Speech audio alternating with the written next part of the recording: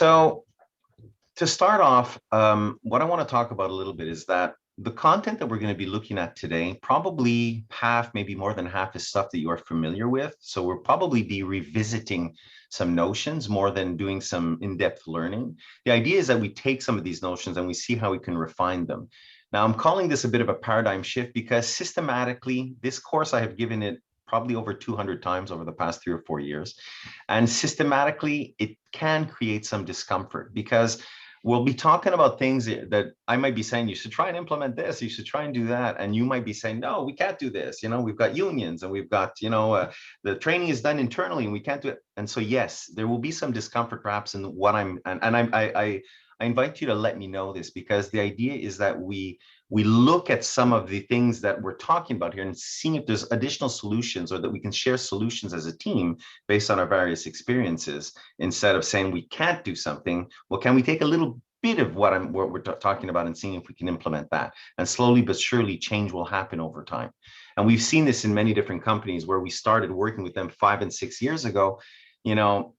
Innovation is really tiny steps. It might be just adding one change that then adds to another change and another change. And after 3 or 4 years, we have to take an innovative leap in terms of training culture.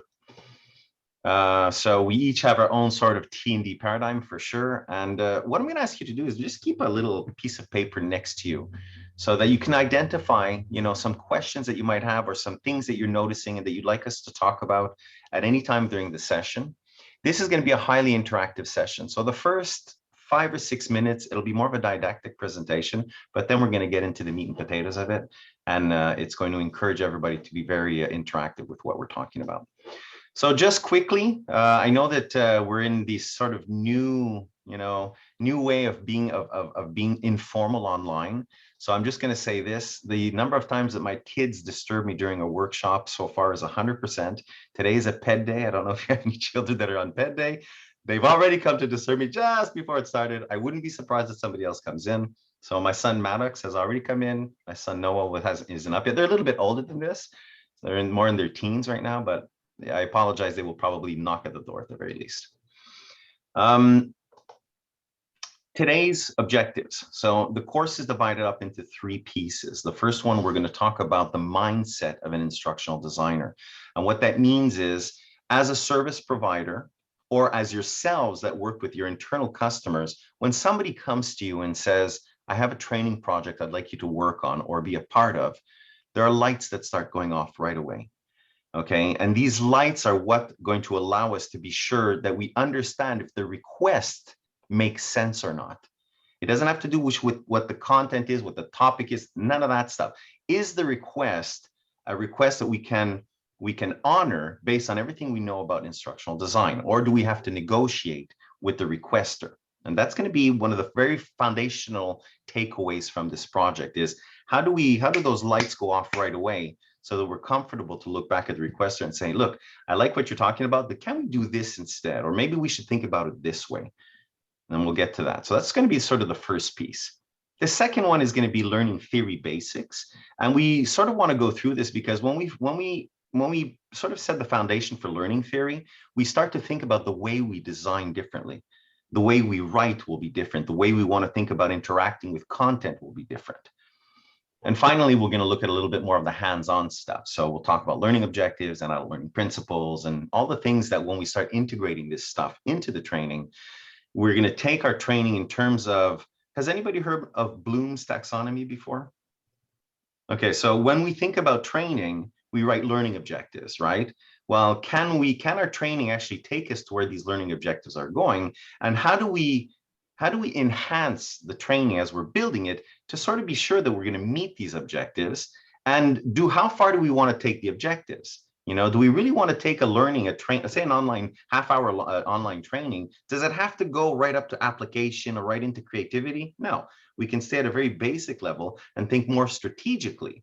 So instead of trying to cram everything into one product, into one deliverable, we're going to start to think more strategically and say, well, we're going to build on, create prior knowledge, start to build upon that prior knowledge so that when we get over here, we have all of the sort of cognitive room available so that people really walk away with something that is strong. Will be, of course, bio breaks between each.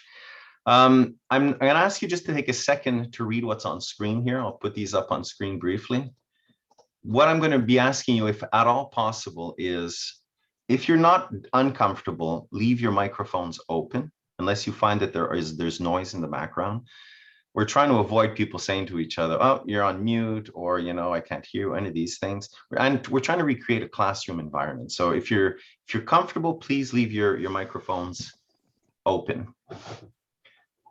If there is a blackout for whatever reason, just please return to the link that's been provided to you. I don't know if it's going to happen on my side. There's no storms going on, but if it ever happened, just please return to the link.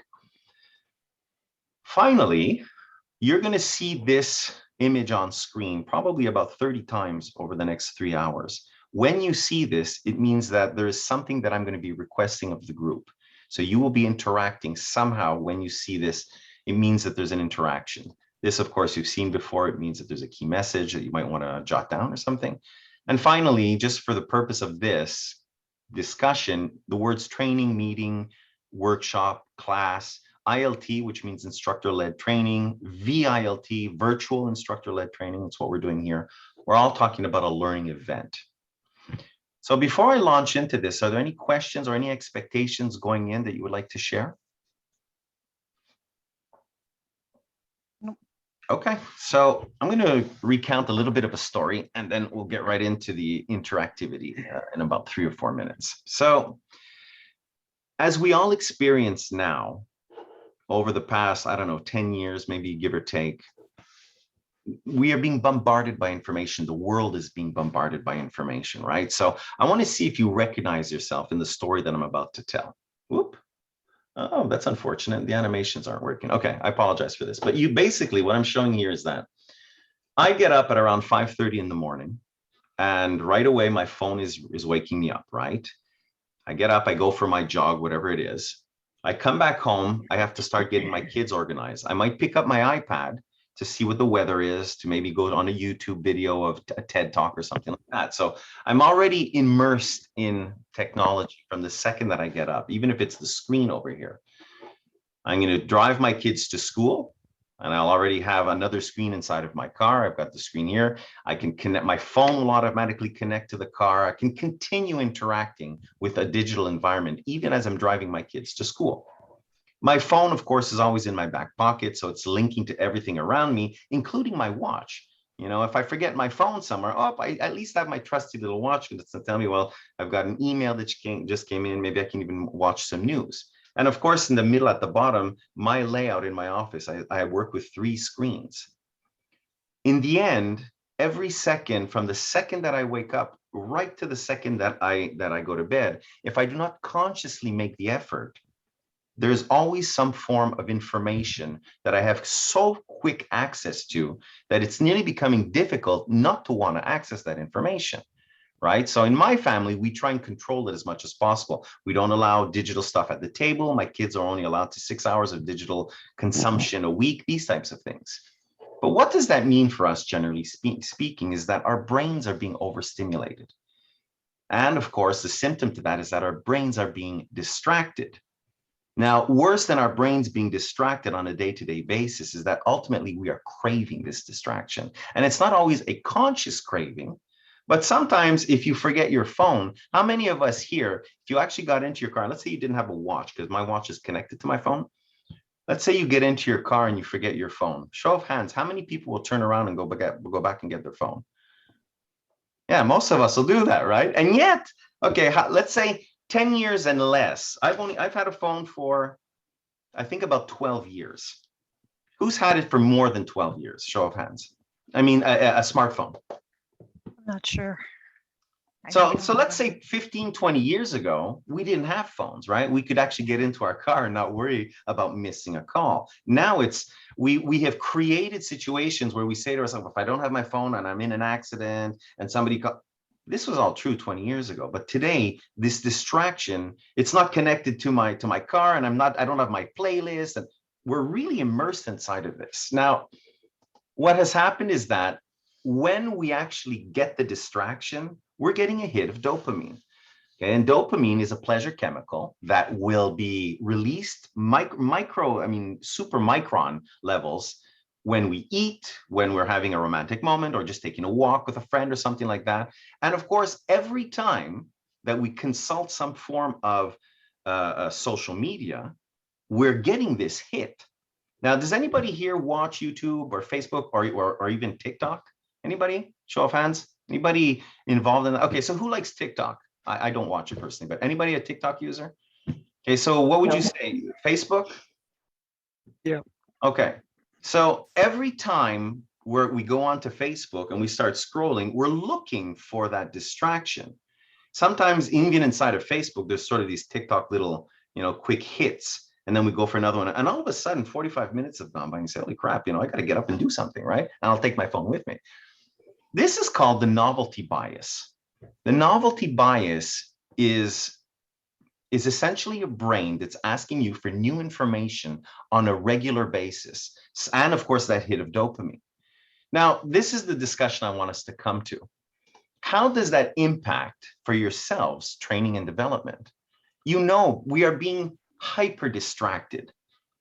We were already distracted. You know that statistically speaking, Canadians are consuming over 60 hours of video per month. That's just video. Could be in the form of YouTube, it could be in the form of watching TV, whatever it is. Now add all of these other little pieces that we've combining. What does that mean in terms of training and development for yourselves as content creators or SMEs or whatever it is? Yes, attention span of the participants is what Sylvia is saying, for sure. Low attention span. To me, it's you need to be brief and to the point because everybody's so used to, quick hits. This is what it is. And they move on, they move on. If you talk too much, you're going to lose your audience. You need to get to the point. Yes. And it's actually where the term microlearning came from, was not only because of this novelty bias idea, but also that we have less and less time. We've created a work environment where we're the minimum work amount would be 40 hours, and that's probably over 3.5 to 4 days. When you think about a full week and then just keeping that stuff in mind over the weekend, we're all working 50, maybe, anywhere between 40 and 60 hours a week. So we don't have as much time. Anything else? Attention span is definitely one of them. So short attention span. So, but what does it mean in terms of yourselves as training creators? What would you say you have to keep in mind? Well, I always keep in mind that they are going to forget and I have to repeat it a lot. So this is something I keep in mind. I love that you said that, Edith. So show of hands again, or let's say maybe I can ask Tom or Blake or somebody who'd like to give me an answer. How much, you've heard the expression before that there's only a percentage of learning that's being retained. How much, Tom, how much, what's the percentage of training that's being retained, would you say? Probably, I'd say 15% and 15%. Okay, 15. Anybody want to agree to that? Go higher, go lower? Yeah, I would say 15, 20. Okay. Well, So like it depends. Like you're going to retain it the day after, you might have a little less, and the week after, forget about it if nobody tells you again. Exactly. So what do you think the main reasons are for this? And thank you, Sylvia. Sylvia put down 20%. What do you think the primary reasons for not remembering training are? Why aren't we remembering it? Well, I think it depends on the type of training you're receiving, right? So it's excuse me, is it hands-on training? Is it reading that you're training for? Is it somebody just speaking to you? Is it active participation? So it all depends on the type of training, which changes the numbers, how much you actually retain from it, right? It all depends on the learner as well. So yeah, you're actually coming closer to the idea of, and I'll come to you in a second, Edith. So you're talking about learning styles, perhaps, and the form of the training, for sure. Yes, they have to mirror each other, right? And you're talking about a greater strategy, which is absolutely accurate. If you want learners to retain more, you have to think about learning as a strategy and not as a tactic. But even if I was to take any kind of training you mentioned, whether it's reading something, following training online, being in class, if we take any one of these as an individual piece, why can't I just be sure that this piece here, without the influence of a strategy, but this tactical piece, retention is, say, 60% or 80% without reinforcement? What was your question, Edith? Oh, it was not a question. Like for me, like when I retain something, usually it's tied with like an emotion I had in that section. Sometimes when you have a training and you have more fun in that training, you are going to remember more. Or if it sometimes you will remember like little part of like a high, I would say high, like emotional event in that training. Absolutely. And And you're coming into adult learning principles, which is what we're going to talk about later. Sylvia says adult level of distractions, parents work is yes. Need to use kinesthetic learning like doctors. Learn it, do it, teach it. Absolutely. The faster you get into the hands-on of what you learned and you start practicing it, then you have a greater, and which is what Blake was saying, it's also being reinforced through that strategy. So what I want you to keep in mind is that if you are admitting that your trainings or that training you or some piece of your training are only being retained 10 to 15%, think about the amount of time, of work, of money, of everything that's going into this, so that your learners are only walking out with 10 or 15%. And you say to yourself, you know, I just worked 400 hours putting this together, and they're going to forget it the week after next. Well, if there's no opportunity for reinforcement, I need to do something in that block, in that tactical deliverable right there, to take it from 10% and push it into 60. And that's what we're going to be talking about today. There are only 3 or 4 key takeaway words in this workshop that I'd like you to be absolutely certain you walk away with if you're not familiar with them already. There will be more coming down. There's going to be about 10 of them in all. These are the foundational words that will change everything that you're doing if you're not already implementing them. If you are, the other words may come and reinforce as well, may come and sort of take it up a notch. So when we talk about building training as training designers, what does it mean to add context? You're adding context to your training. What does that mean? Like real world application. Can you elaborate on that? For you mean for the learner, tying it back to something that they're going to do?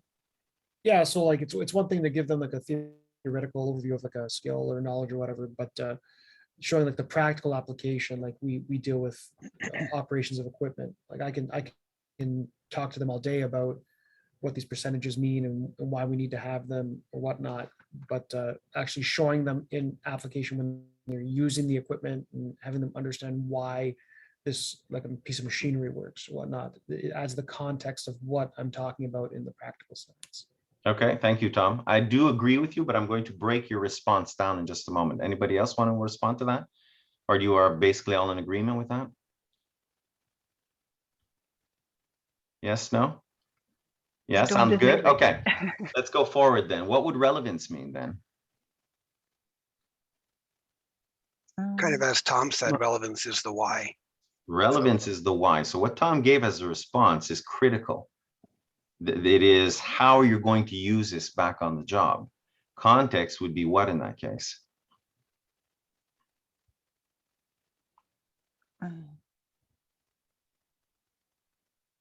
Context is why you're here. Let's say that there's a new rule that came out and you say, you know what, you guys are going to be assisting in this training because rule 146 has come out and this is how it's going to impact your job. And so we need to train on it for this, that, and the other thing. So the learner is already being set up to understand why they have to take the training. How they're going to use it back there is going to be the relevance piece. And to go further into what Tom was saying, engagement. What does engagement mean?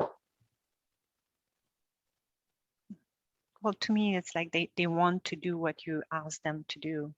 Like they are engaged. Okay. So in the context of to your what you're saying. training, in the context of the training, the learner needs to be engaged to learn better. I agree with you. And we can talk about that. We will be talking about how you start to engage the learner before you even start the training, right? So you want them to come to the training engaged, and adults, you know, they will come to the training engaged if they think that the why I'm here and how I'm going to use it is relevant to them. They'll come and they'll be engaged for it. Engagement here means how are you going to be interacting with the content? You want to increase engagement by increasing interaction. What we are doing now, this discussion, is interacting with content. I'm asking you to remember context, relevance, and engagement as a starting point. By having the discussions together, you will be able to start to tie it back to what you're already doing and say to yourself, wait a second, so relevance is not quite context. Context is not quite engagement. I'm going to start to break these apart, because when you start designing your content and you always tie back the content that you are writing to context relevance, as this is why you're here and this is how you're going to use it, your learners will go like this. Your retention will go like this. Because for them, you're like, to Tom's point, you're going to start to tie it back to, how they're going to use it back on the job and what happens if they don't do it properly. And, these are the consequences, these are the benefits, and so forth. If we are just sending in, if we're just providing information, then we're not training. So let me just take this off the share for a second. What is the difference between information and training? Excuse me, I have an eyelash in there. What's the difference between information and training, or a couple of the differences? Well, like usually like information, you might not necessarily need it, but training, if you are doing a training, it's because you need it to do something. I mean, I can learn a lot of information, but maybe it's not applicable to me. Like training, usually it's applicable to you. Okay, so how are you being certain that what you are doing is training instead of information?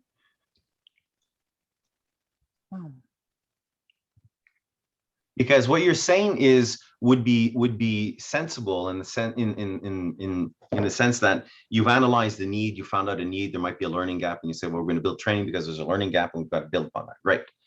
But how do you know that what you're building isn't information? Even though it's responding to a need, how do you know it's not information? Information more considered like one way. It's more like a download. Here's your stuff, whereas training should be more interactive and applicable. Okay, so I like that as a great starting point. Training should be more interactive. Absolutely, that's what brings engagement. You interact with content, you increase retention, you repeat, the synapses, you solidify all of that stuff. You want to say something? Yeah, I think ideally like a training is like you check that the person that got your training got the information and understand what you're saying. Now we're getting there. Now we're getting there. But I'm not sure we at the Seaway, we always do that. We don't have the luxury to always do it. We are getting there now. Sylvia says training should provide knowledge you can apply. Okay, and I agree with that, but how do you know that it's being applied? And that's what you're saying you do. So a fundamental difference between information and training is, are you vetting that people have understood, depending about our learning objectives, can they meet the learning objectives? Because if I cross the Jacques Cartier Bridge and I see this big panel written, McDonald's breakfast burrito for 99 cents, that's just information. How I use that information is not going to be vetted by McDonald's, other than seeing if, maybe some breakfast burritos went up during the month of that it was on sale. But they're not going to be verifying how I'm personally using this information. And they're not going to be trying to rely on any previous knowledge, other than if it's posted at 6:30 in the morning and I'm starving, then, they're keeping their fingers crossed. Training, you're not trying to keep your fingers crossed. You're trying to be sure that people go and do it. So a fundamental difference is, are you measuring your learning objectives? Are you measuring that the training has taken place? Because if you're not measuring it anywhere, then you are providing information. And if you are providing information, that's okay. It's okay to say to yourself, I'm going to build an information module, but then you allow yourself for greater flexibility in the way you're going to deliver it. Don't expect your learners to actually apply it. Don't accuse them of not applying it if you're not providing what they need to learn, and you're just saying, well, checkbox, get this thing out. Excuse me, information piece, it's done, we've done the checkbox, they have it. But if you're not vetting it, and you're not, to what Blake was saying before, providing some type of structures for them to build upon, then it all turns out to be just information. Training needs to be digested, and you have to be, in order to apply. So to me, that's the difference between training and information is they have to take it in. You take in information, take in training. But for a good trainer, you want to make sure they digest it, that it's internal. So the application is after. The relevance and the application come after that. And that's always the challenge, is, to your point, is If it's just information, the relevance is not there. Oh, it's nice to know that. Forget it. But training, you need to internalize it. You need to be able to take that back now and apply it to wherever you are in your position. And that's the challenge. And that is fantastic because it presumes somehow that when the people are coming to take your training, they're ready to take the training. Yes. Because, and we'll look at this in about 45 minutes from now. How are you certain that people are going to be ready for your training? And you could say that the need is already there, but if you believe that there are learning styles or that people are coming from different backgrounds, different abilities to learn, you are sort of faced with the challenge to say, how do I build training that, you know, the maximum number of people are going to be able to, you know, retain, understand, apply as we go up that taxonomy. Okay. So again, show of hands, are you mostly doing training or are you mostly doing information? Would you say it's information or training? Training. Training, wonderful. Edith, training? I will say a little bit of both. A little bit of both, okay, and that's fine. And thank you, Sylvia said information and safety, and that's fine. My point here is to say, when you are formulating for information, stay in that frame of mind because you don't have the same obligations as if you're formulating for training. And as an instructional designer, it actually brings you some relief. Actually, say, okay, I'm going to design for information, and I don't need to put knowledge checks at the end of every how do you say, at the end of every section or things like that. This is just an information piece that I'm sending out. If they apply it, great. If they don't, too bad. Can I enhance the information? Yes, and we'll talk a little bit about that. So let me come back here. So we were saying context is why I'm here. Relevance is going to be how I'm going to use this. Engagement is going to be how we're going to be interacting with content. Now, the only other word that not so much word, but where we're going to start to go with this flow is, I said before, when somebody comes to you, or if you say to yourself, I have to build training, lights have to start to go off. And so I want you to write down somewhere on a piece of paper, predictive structure. Okay, we're going to come back to the notion of a predictive structure every time we want to build. It doesn't matter if it's a PDF, a job aid, it doesn't matter if it's online training in class. Keep in mind this idea of, are you capable of starting to have the lights go off? Somebody comes to you and says, you know what, Deb, you know, we have a training on, I don't know, on office ethics, for example, or I don't know, say harassment, something like that. Right away, you should be saying to yourself, okay, do I do this online? If it's online, how many minutes is it going to be? What would be the maximum number of minutes that it should be? How many slides is that going to represent? Or you don't even need to know what the topic is. Just to say, okay, I've got a half-hour online training module. What do I need? This is going to be my predictive structure, because if I go outside of that, then I'm going to start to put too much cognitive load. Then I'm going to have too many learning objectives. It's going to be too long. People are going to, all of this stuff that are going to fall behind it. All right. So you'll see some of these as well, of course, during the workshop. Oh, I put it in here, predictive structure. Okay, I forgot to so it's envisioning the training asset itself. Before I move forward, any questions? All good? Okay. So we're going to start to talk about the instructional design mindset. And what we were saying is we're going to look at the perspective, or like I was saying, you start a project, how do you start thinking about this, which you're probably already doing in many ways. We're going to show you the methodology that we have sort of built upon, and we have our own sort of brand of it after having done tens of thousands of training modules and a very, very, very specific methodology. So the question here is going to be, what is instructional design? Okay, so you don't have to answer this question so much. You can actually just draw on screen. I think we've sort of spoken about it. What I want you to do, though, is look at the top of your screen. If you put your mouse to the top of your screen, you'll see a button called View Options that comes out. If you click on that, go and get the annotate and go and grab the text box that's there. And instead of doing that other question, we talked about the difference between information and training. You don't have to answer any specific question. Really, what I want you to do is see if you're comfortable using the annotation tool, because we're going to be using it a lot during the training. So just write anything on screen that makes sense to you. So Tom put a little dot, but I can see it. So how do you make it see? I wrote something, but how do you? You click somewhere else. Click somewhere else so that there you go. Bonjour. Perfect. Test. Thank you. Is anybody having difficulties? Hello. Blake, you have two little eyes. Where, I don't see the view unless it's just because of where everything is. If you put your mouse to the top of the screen, you should have this little thin box that drags down. Usually that's where, is that where everybody found it on your side? Was that? Yeah, at the top of yeah, the- exactly. My options aren't the same. Are you coming in? Are you on a Mac by any chance? Nope, You're not on a tablet either? nope, my laptop. I don't understand why, but we can use it. It'll be okay if we can't all find it. It's unfortunate. I can see that most of us can, and Sylvia's saying that it doesn't work for her either. So okay, so we'll see, and as you go along, you can keep testing it on your side if you want to, Debbie. Okay, thanks. Sorry about that. No problem. Let me see if I can clear the screen here.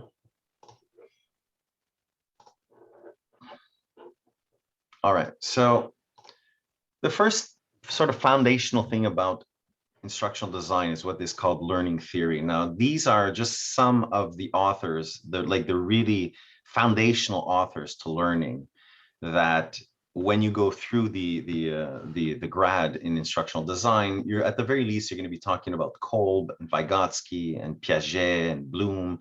We're going to look at one or two of these because some of them are really constantly relevant in what we do, but it's started to give you an idea that learning theory is quite vast. Now, having said this, if you are interested and you are not familiar with some of the books, here's are a few suggested readings that I would say, you know what, if you've never read these books before, this is probably the one. I actually have it right here. This book here, Telling Ain't Training, is sort of the foundation. It's extremely well written. It's 260 pages. It's like, you could read this in a day and a half. It's that easy to read through. Well, maybe not a day and a half, but a couple of days. It's very easy to read through. Has anybody, I saw Glenn that you were saying that you might have seen it before. Has anybody else not seen this book? Yeah, has anybody seen? Okay, so if you feel like it, that would be a suggested reading. The next thing would be perhaps Kirkpatrick's, 4 levels of training, which you may have heard before. Kirkpatrick, when we talk about everybody does typically, level 1. How do you like the training, or what's known as a smiley sheet? So most of us do that, or most corporations do at least the smiley sheet. Did you like the training? How was the venue? How was the facilitator, so forth? But this, of course, goes beyond that. Beyond learning objectives, performance-focused smile sheets, and the second book to Training Ain't Telling is Training Ain't Performance. And depending on the group that we are, when we talk about this, some of the groups are more inclined to understand what performance is. And we'll do one small look at this on the next screen. But if for the most part, you stop your levels at level 1, this is definitely one that you should read. So Performance Focused Smile Sheets by Thalheimer. It actually came out about 6 or 7 months ago, I think the new version of it. But this is how you think about it. If you're only going to be doing a quick, evaluation of your training, which is called level 1, generally right after the course or the next day, you do want to read that book, because that will help you start to understand how to make your learners more accountable for their training. It's really just a level 1, but it's a really good introduction. Okay, so I'm just going to grab my slides here. I don't want to go too much into detail on the next slide, but this essentially is the difference between performance and strategy. Okay, so typically when you're thinking about performance, you will start with a performance assessment. And the performance assessment is meant to understand why people are or are not performing, generally why they're not performing. And it's not always, in fact, in many cases, it's not so much a training. You've heard before that the problem isn't training. It could be linked to something else. So when you are thinking about as instructional designers or content creators, whatever it is, your immediate reaction should not be, well, they need more training. We've done enough training to know, and I'm sure you have as well, that you can identify this and say, holy crap, I did a fantastic training module or strategy or program, whatever it is, and they're still not performing to par. It becomes a performance issue. Once you've done the performance and you've identified where those weaknesses are, then you will start to look at how to train differently. And then, of course, you're going to talk about impact evaluation, which is understanding more of a reinforcement strategy. So I want to start to actually evaluate, take it right up to level 4 and see what's the impact of performance or non-performance based on everything I've done. So I'm only presenting it briefly in case there are questions that come up around performance, because what we do, I'm a performance strategist as well. I'm an instructional designer, but I also have my certification in ROI. So these are discussions that we could have further down the road if you're interested. Instructional design methodologies. So instructional designers, of course, we design and develop learning experiences, and we do it based on various methodologies. Like I said before, after a while, you start to develop your own methodology, but the foundational one is called ADDIE. Has everybody heard of ADDIE before? No. Okay, this really is the foundation to designing training. It's 60, 70, 80 years old. I'm not even sure. I think it was designed like in the late 50s. The idea about ADDIE, and you'll recognize yourself across this, is that before you go right into design and development of your training asset, you actually want to do a proper analysis. You want to understand how to do a proper analysis. If you don't know your learners, if just ask, and you know what, I'll ask that question straight up here. I'm gonna ask you a question. Has anybody ever worked in healthcare? Or in Yes. you have, Deb, where did you work, if you don't mind asking?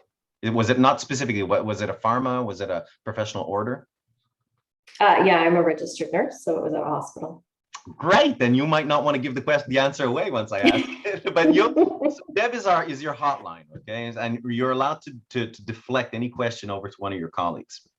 So let me ask Tom. So Tom, if you think about say a specialist like a doctor, a heart surgeon, or even generalists, so you go to your clinic, they have to take so many credits per year to maintain their licenses, as do nurses, as do pharmacists, and so forth.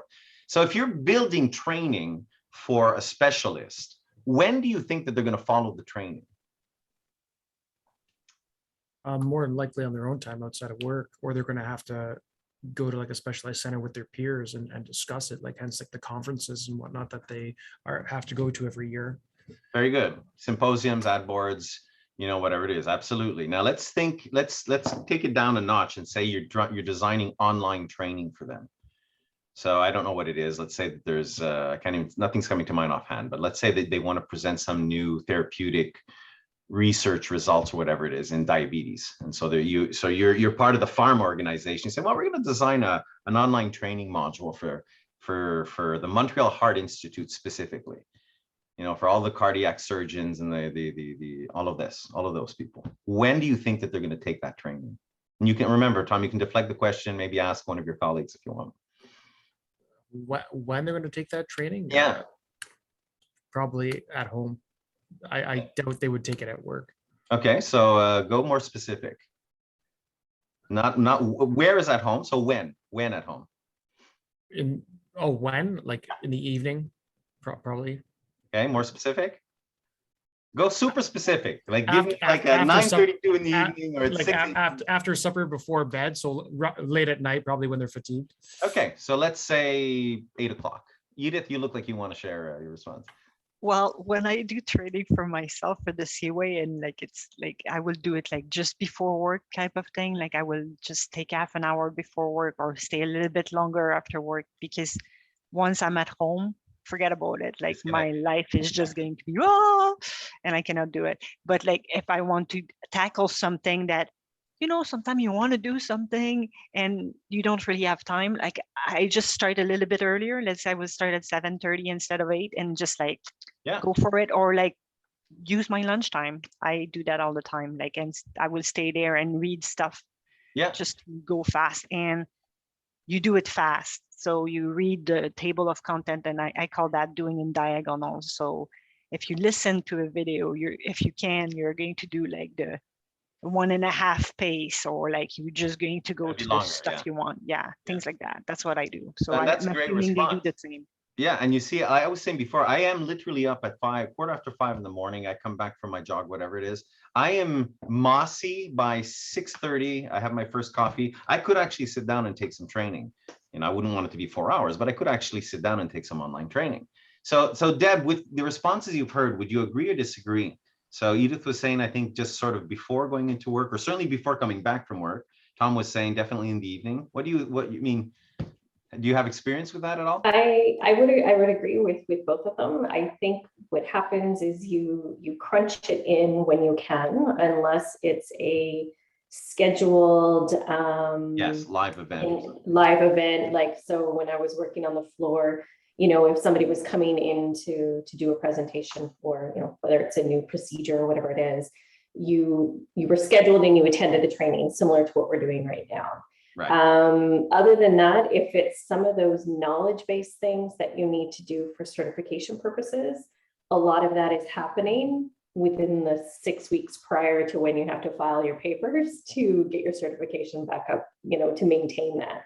Got it. So like for me, I've got to do 100 hours each year to maintain my certification. So I try to space it out, but once I get within the last 6 to 8 weeks before I have to file all my paperwork, that's when I maybe am crunching in a lot of things. But honestly, it needs to be short, because you're trying to balance it between your work demands and, like Ida said, your home life and your family demands. Okay, so building on what Edith and Tom both said, the research, which I was part of about 10 years ago, not quite 10 years, maybe about 7 years ago, we were doing a research for the CCP, I forget what the acronym is in English, but it's basically an organization that provides training to pharmas, showed that the very best time for the healthcare professionals to learn is actually after 9 o'clock. So you had it very close, Tom. It's right before you go to bed. Kids are in bed, so you're not distracted. You've had an extremely long day. Now, I want you to just think about this, and I don't want to go too much farther into the discussion, but show just one or two things that you might want to keep in mind while you're building training for somebody who's taking it at 9 o'clock at night. And you mentioned some of it, all of you. What do you want to keep in mind? So you're saying, okay, I got to work with a team of people. We're going to build an online training module that's going to be delivered at 9 o'clock at night after a very long day of work. What would you say? And this is when they are statistically taking it the most. It's over 75%. If I'm building it, what is the first few things I want to be sure of? Has to be interactive, Sylvia says. Absolutely. Has to be super engaging. Like incremental and digestible. Like you're going to want to go grab their attention for a short amount of time. I would argue that long modules or a vast download of information for their training is just not going to be retained. So give them something small and digestible that they can do it in that short time and be able to focus in and think about. Yeah, micro, it has to be small. So maybe 10 minutes, 15 minutes, and where we're taking this, and I'm going to come back to my slide here, is that the analysis phase, and we're going to look at a little bit more of this in detail towards the end of the course. Do you know your learners is the question. In many corporations where there are unions, where there's, certain limitations, technological limitations and things like that. And I believe it's like this even at the Seaway, they have to take the training on the job. They can't do it back home. They're going to be paid for it. It's got to, and there's so many of these limitations where all of a sudden you start to just execute and build the training sort of in a nutshell. So it's going to be easier. It's going to be online. They have to do it, and that's it. But do we actually know our learners? Has the Seaway actually ever, say in the past 5 years, gone back to the learners and said, we're going to do a bit of an evaluation to understand who these people are, what kind of information, how do they digest it, what is their threshold for training, to start to really say to ourselves, if I'm doing this for this type of learner at the organization, I can allow myself to go to here. But if I'm doing it for this type of learner, I've got to actually do this. Their time is more limited. Maybe their cognitive abilities are not, or the level, the playing field isn't leveled enough, so forth and so on. So this analysis phase, and I won't go any further here. This analysis phase for any one of your learning objects is going to take into account a certain amount of knowledge around the learners themselves. So that am I sharing? Yes. Am I sharing the right screen? You can see this, right? Yeah. Okay.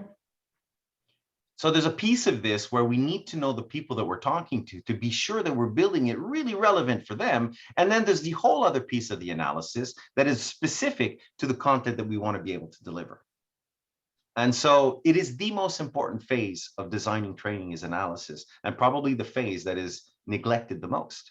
We believe we know our learners. We may have done a sondage, how do you say that? Survey. a survey 5, 6, 7 years ago, but technologies have changed. Pandemic has brought different ways of interacting, all of these things. So how well do you know your learners? This whole model is meant to say to yourself that when you're designing training, you want to really be as clear and specific before you go into the design phase. And then development is like you're building the house. Design is the blueprint. You're building the blueprint. Before I build my blueprint, I want to know where, when, how, why, and all of these things. And then I can start going into implementation and evaluation. So that is the foundation. This is probably what you are doing already. It's called SAM. I'm not going to go too much into detail on this. The idea is that you're going to build it, package it, deliver it, build it, package, deliver it, or build a piece of it, have somebody look at it. Do you like it? Yes. Then build upon that and go forward. Most of the time, the SAM model is the one we use because it's very iterative. We have our own sort of blend at Studio 7 between ADDIE and SAM, where our objective is to build a small portion of it, send it to you, see if you like it. And if you like it, we're going to keep building upon it. Yes, go ahead, Edith. Can you enlarge the picture one more time, please, for sure. Sam? Yep.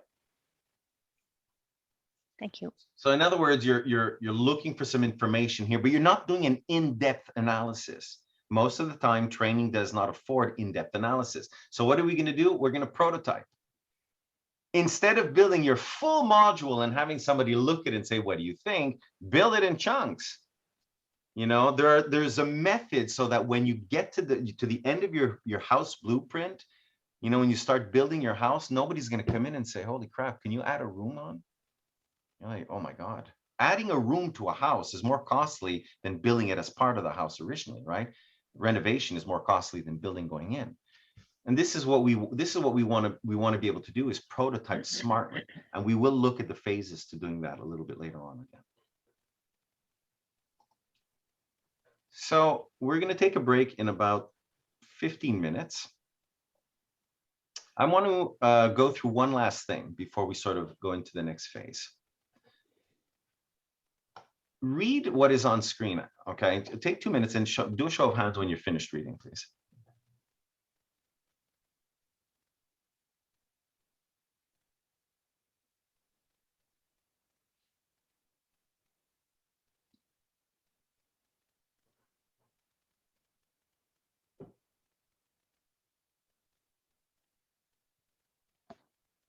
Did I miss everybody? Are we all completed?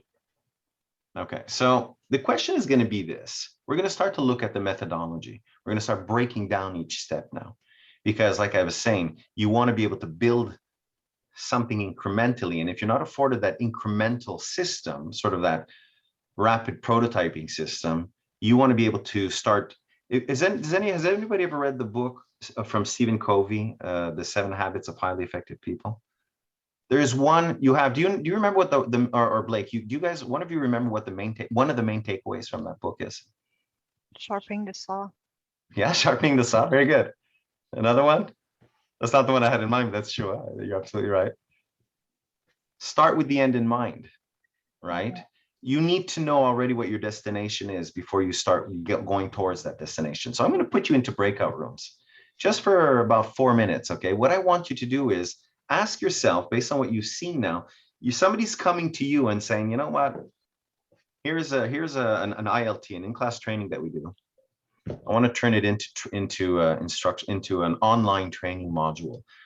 What are the lights that should start to go off to see if this request makes sense? And what is the methodology that you would start to think about to be able to do it? Okay. If you need me, you can always ping me through the channel. I can come and join one of your rooms, but it's not going to be a very long discussion. So I'll give you about 4 minutes. We'll create 2 breakout rooms. Oops, I've created 4. So you want us to list like what we're going to do to make this what are those lights that are going to start to go off in your mind? We've already started reviewing them, but what should be the first questions that come to mind? This person has made a request to you. What are the first questions that you should be asking back? So we're in what's known as pre-analysis here. What are those first questions that should come to mind? Like I said, I'll give you about 4 minutes. And by the 3rd, 4th minute, you'll see a little timer come in. Okay, thank you. Thank you.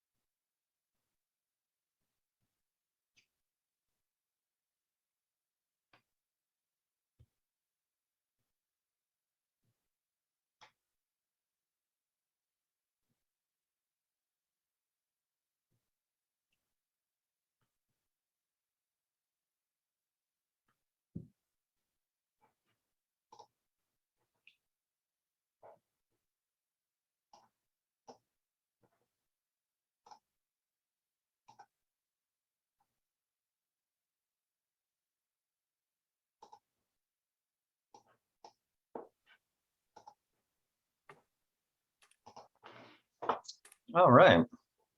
So any volunteers from each group to want to share your responses?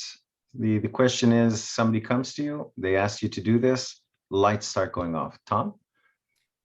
Yeah, so like for us, a lot of the questions are like, what are we teaching them? Is it like a theoretical skill, a practical skill? What's the duration that they want? Like 100 slides are a lot to teach at once. Can it be broken down into modules? It said it was a course previously. So we're assuming they're getting away from face-to-face, but we don't know that. So we need to know, is it like an online course that they're looking for broken down into slides for them? Is it a practical portion that they want taught in person with the slides? If it's a one shot, is it going to be all 100 slides at once? How are we going to deliver that? Or are we able to break it down into like more digestible modules for them to take at their own pace? 25 PowerPoint, 25 page PowerPoint modules for them. Yeah, and the first thing we mentioned, like who is taking our course? That was the first question we had, and why we have to provide that course to them, and how we're going to validate it at the end. So these were like, in a nutshell, what we were talking about. Okay, very good. So it does say that they want to transform it onto an online course, but maybe I could have said more specifically an e-learning course. So I will comment on what you're saying, and I love it. From the other group, I'm not sure how the groups were divided up. So Edith, were you in Tom's group or were you in a different group? Yes, I was with Tom. Okay, so somebody from, I guess, Deb, were you with Tom as well? No, I was with Glenn and with Blake. Okay, do you want to? So we started with going back to say, what are the key learning objectives or the deliverables that are expected out of it? We thought, you know, if we're going to transform this, you need to know who your audience is. You know, are they broken up into different segments so that when we start building the training, we make it relevant to them? But going back to say, what are the key points that you want out of this? Because the content's way too heavy for, you know, maybe the audience and things like that. So we wanted we talked about some internal examples of, you know, give us your like 10 major hits, and then let's look at that. If you want to know more about it, well, then here's the link. You can go read, you know, the massive amount of research behind something or internally our policies, but kind of what's the deliverables and what do we really want to get out of this? I don't know, guys, is there anything else I missed from that? A time constraint, like how much time can people devote to an online course? Like to as Deb and we are all talking internally, is we take all our online training here at work.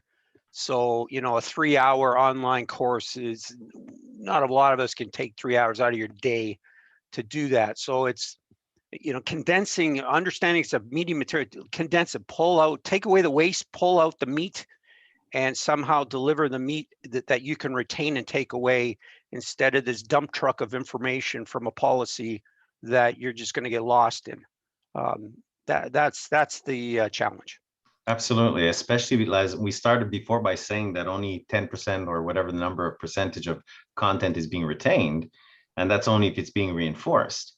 So we're talking here about 100 slides. So if this is going to be one online course, and all of your responses are absolutely accurate, and they are part of that whole analysis phase where we ask the when, the why, the learning objectives, and all of that. But even before you came to the content, if it's going into an online course, what is one of the first things that you should be saying to yourself?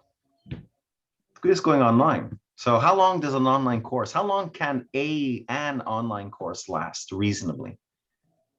What is the threshold, would you say? We're talking per session or for like overall length of course?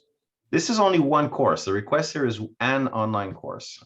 I'll correct that to put one online course, I think, for the future, but this is, they're asking you to build one online course based on 100 slides. So how many slides how long is an online course, you know?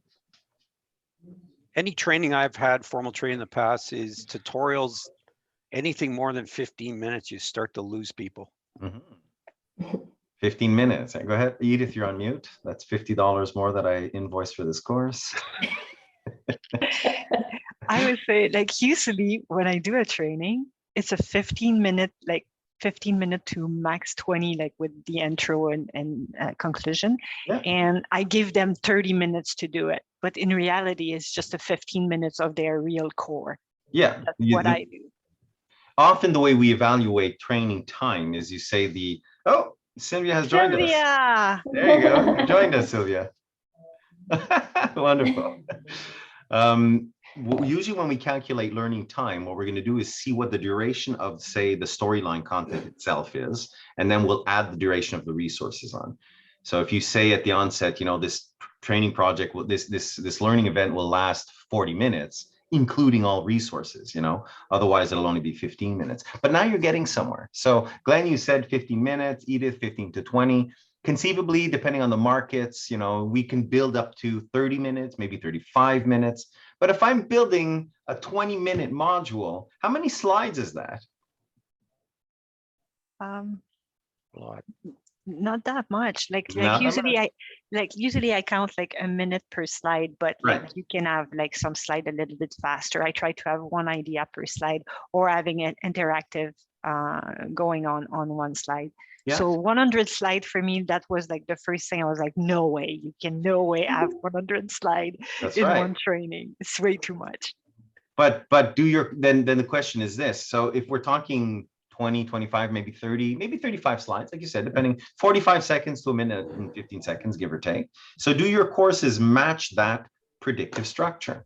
Because that's where we're starting to go here. Somebody comes to you with any request on any topic at all, and you go, oh, is this an online module? Yes. Well, in your brain, it's going, well, this has got to be 20 minutes. Yeah, but I have 100 slides.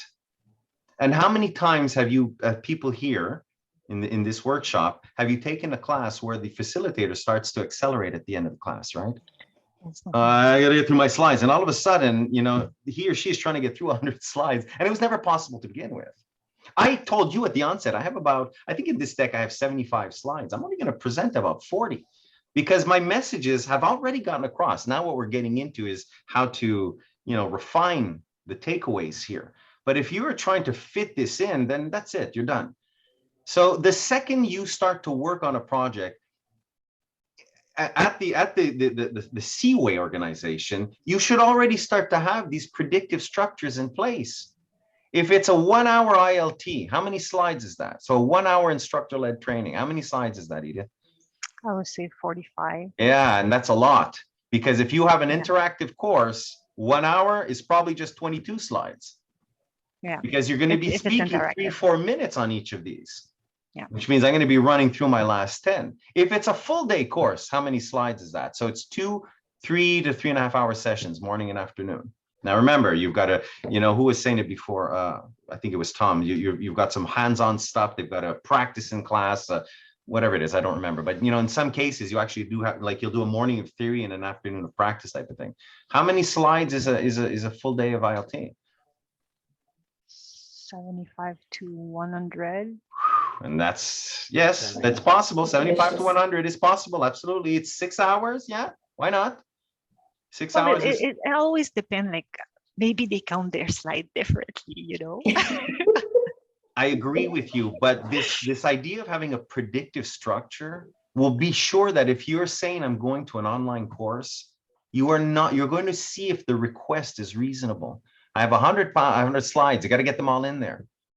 Can't get them all in there. Not to stay at that threshold of 20 minutes. Why would you want to stay at 20 minutes? Because you're gonna lose everybody afterwards. There's the logic for all the reasons that we know now that you want to keep this there. And this is where you go back and you say, well, John, can we make 2 classes, 2 half-hour classes instead? And even better yet, I'll show you this slide here. Let me just grab my slide. Better yet, this is what you want to be doing. If you have that much content, this is your training event here. This is my half hour or my 25 minutes. What can I put in pre-training? Can I send them a link? Can they have some readings to do up at not 5 hours of readings, but is there anything I can prepare them for? And of this content, it's all here. Can I send some of it over here? Maybe there's a case study here.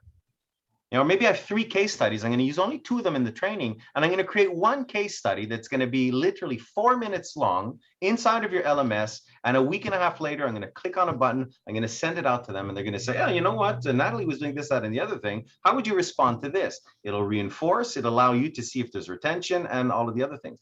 Plus, it'll allow you to come back to the pre-training to see if you have to reinforce up on that side. So this is where all of a sudden, and I know that we do so much training after I say, well, I can't do this for all my training. That's fair.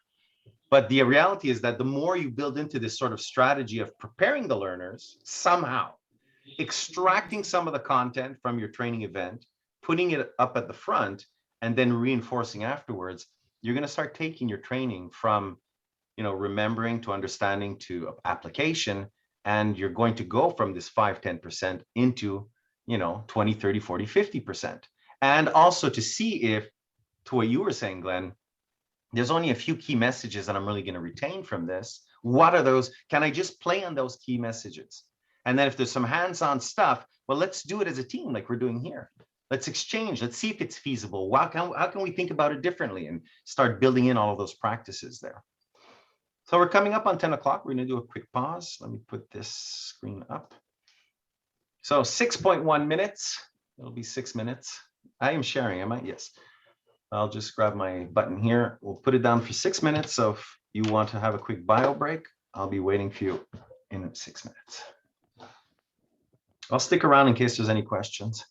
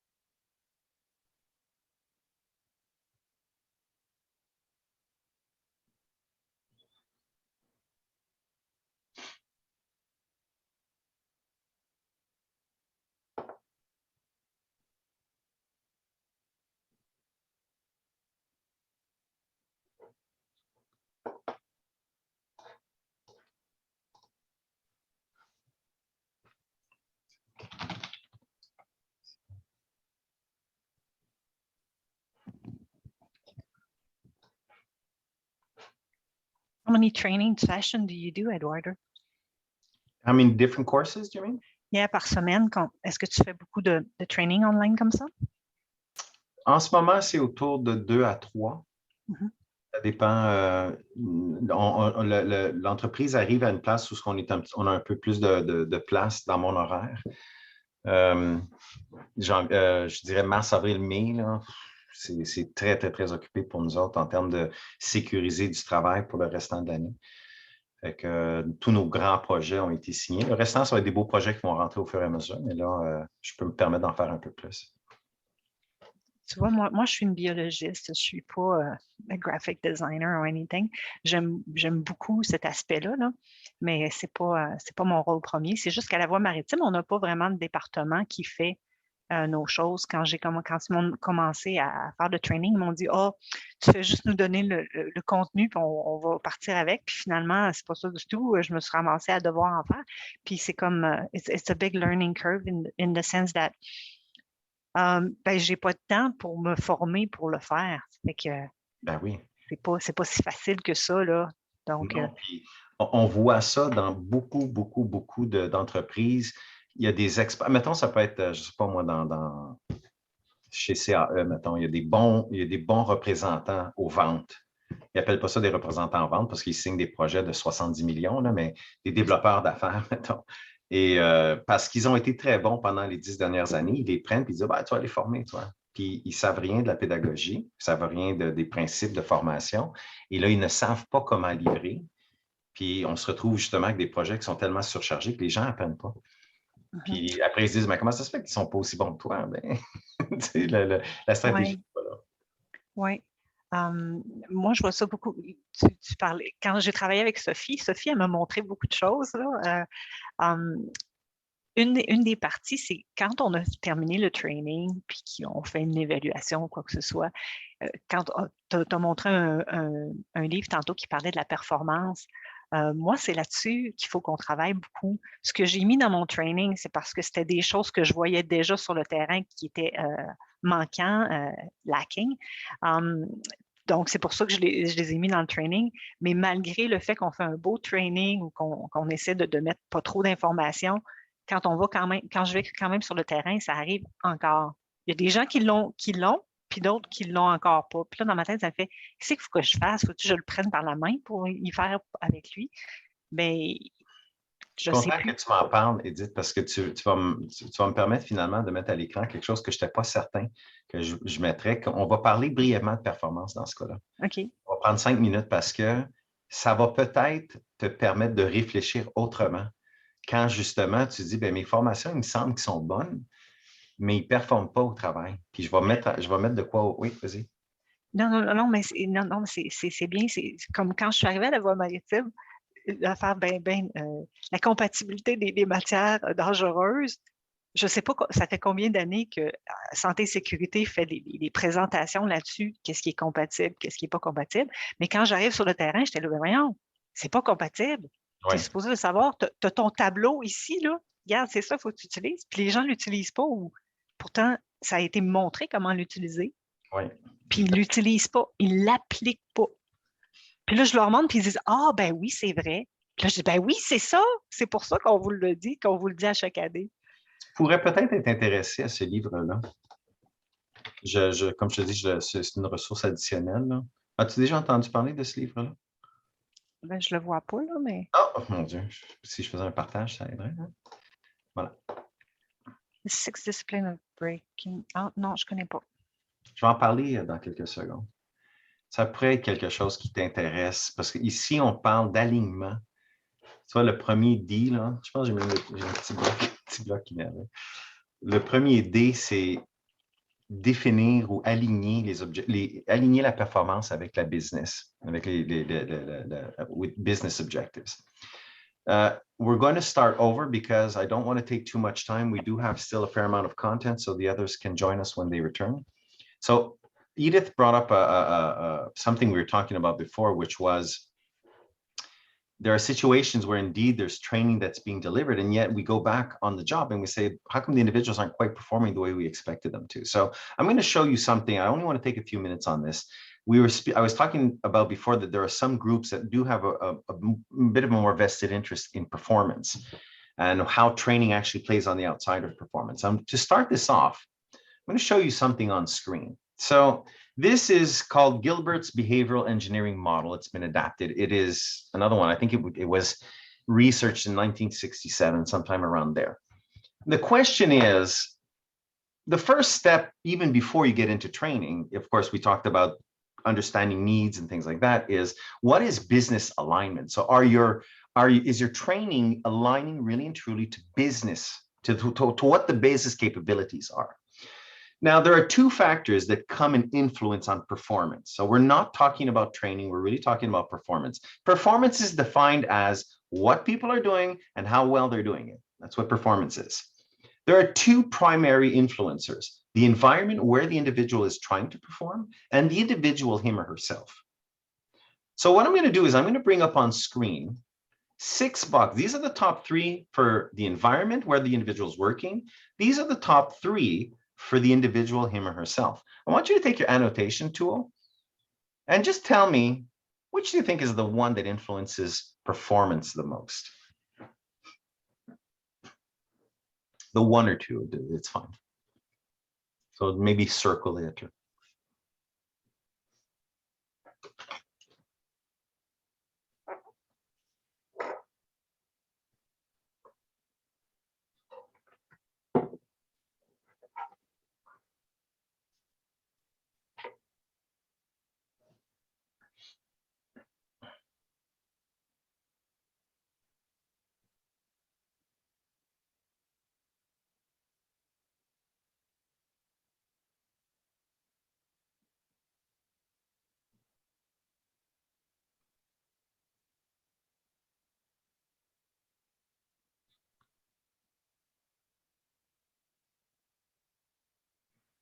I'll give maybe 30 more seconds, a minute.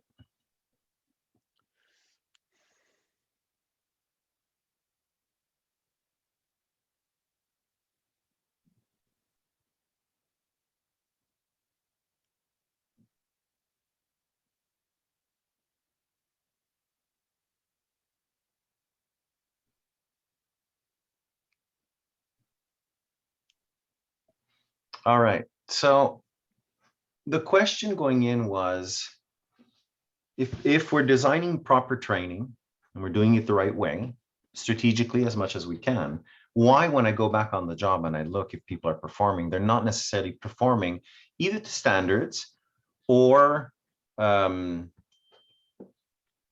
just leave it at that. They're not performing to business standards. And the question here is, what is influencing that potentially the most? So I'm going to give you what research is telling us and is still telling us today. Okay, what are the greatest influencers?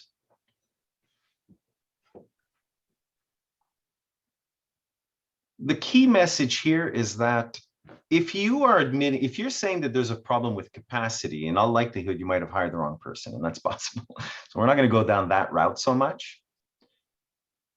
But in effect, the environment where the individual is working tends to be the reason why people aren't performing. The individuals don't really know what the expectations are. They've received the training, but heck if they know what goes on after that. They haven't, like we were saying before, it hasn't been reinforced. I don't remember it. You know, it's not, we did it once on the job. They brought me to the tower, to the bridge. I did it. And a week later, I've already forgotten it. Nobody's coming to check up on me. And I'm sort of doing it as best that I can. There could be reasons that I'm afraid to go and ask because I don't want to lose my job. I mean, there's so many reasons why. So do they know what the expectation is clearly on how they should do their job? Are they receiving constructive and regular feedback? So is there a way for them to be interacting constantly to take that information, turn it into knowledge, turn it into understanding, and keep going forward? And I'm not sure who did the 2 circles here, but that's spot on. Do they have the tools, the resources, the right amount of time, the materials to be able to support the outcome? When you look at this, you could turn around and say to yourself, you know, it's not a training issue. I'm doing my training. It's everything around the training that I'm not doing, or that the corporation isn't doing. The context, the relevance, the support, the reinforcement, the right people for the job, the analysis, knowing that they're going to do it well. How do they learn? Are they more hands-on? Are they more visual? All of these things come in and say, you know what? The training is not the issue at this point. It really is a performance issue that is based on the environment that is not providing the learner with the right things to perform. Now, these types of assessments can be done anywhere. You could do this internally as well. You know, it probably takes about 100, 150 hours. You do a really robust assessment and you can start to figure out why people aren't performing. And statistically, it always comes back to this. It's not the training. So, and what I showed on screen, and I don't, like I said, I don't want to go too long into this because it's not the purpose of this training. I was showing this book before for anybody that might be interested in going a little deeper into this. It's The 6 Disciplines of Breakthrough Learning. I would not suggest necessarily that this would be the first book that you would want to read. I would say that this book over here, whoops, I'm still on my annotation, sorry. This book over here, Training and Performance, it's only about 150 pages. It's about half the size of the first one. This is probably the one you'd want to read first. And this is where you start to make the parallels between the training programs that I'm building and how the individuals are performing back on the job and what the discrepancies. Once you've read that one, then you could go to the other one, which is a more global picture on saying, well, you know, how is the business thinking and how do I start aligning my training programs to match up with, you know, it's got the define, with the 6 steps are define, design, deliver, drive, deploy, and document. And that other book is the one you would want to see for that. Are there any other questions before I move forward, Edith? Did it sort of, you know, maybe give you a little bit more food for thought around not looking at your training and seeing if your individuals are being supported the way you need them to be? Okay. We're going to start moving into learning theory now. And we have about 40 minutes in front of us before we're going to take the next break. So I will not speed through anything, but I do want to set a few of the more foundational pieces once again, because now we're going to start to move into the way we design. We've got some ideas now around the methodology and around that predictive structure. By the way, can anybody tell me what the 3 words or the 4 words that I want you to remember are? Without looking at your notes. Oh, yeah, without looking at your notes. The context. I remember the context. Relevance. Context, relevance. Okay. Context. What does that mean? Why am I here? Why do I need the training? Why? Yeah. Right. Why I'm here. Relevance is why do I do it or something like I'm that? going to use it. Right. Yeah. Engagement we spoke about, and that last 4th one that came in at the end. Predictive structure. Yeah. You need to start to think everything that we're doing here needs to start to boil down to, can I predict the way I'm going to design it? And part of this prediction is the theory that we're going to look about now, because I need to know my learners. And what we're going to start to look at now is, do I really know, are there some of these theories that I know that I can, so that I can design better if it's online or in class or so forth. You know, when we talk about taking an ILT, how do you say, the case study we looked at was taking instructor-led training and turning it into online training, right? So we don't want to think about just converting it. We want to think about transforming it. You know, so how do you, and the difference being is that you can't just take a PowerPoint slide and say, I'm going to present this online, because I can't interact with you the same way. You know, there's way more distractions going on here. As a facilitator, I need to be able to watch body language, you know, and start to reach out to the people when I see that they're not necessarily engaged. I'm not doing it so much in this case. And I didn't do it much with the Seaway because I know you guys have a schedule that is very, very, very hectic. But in most situations, I'd be reaching out to more people and saying, come back here. I think you're distracted right now, you know, and this is part of being a facilitator and not a presenter. So we're going to talk about memory transfer. And these are some very basic notions. So I'm not going to go again too long into this. We're going to be talking, of course, about human memory. So you've probably heard of short-term memory or working memory. This is the piece that's the most important in everything that we're going to do here is working memory. We'll just talk about this one. The idea about working memory is that anything that you encounter as information is going to stick in your brain for less than a minute. Now, this is true about anything you're going to be doing in training as well. Say to yourself, well, you know, I've got a minute of content on screen, and I'm going to go next to my next slide, and I have another minute of content, and then another one on the next slide. And that minute is, if I'm not engaging with that content somehow, it's just going to fleet back out, be replaced by the next thing. Somebody's going to come into my office and go like this, that's going to do this. And so this is what's happening. We as instructional designers need to say to ourselves, what are the most important pieces of content that I want to be able to push into long-term memory?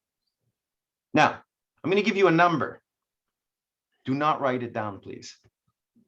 321-3193. I'll say it again. 321-3193.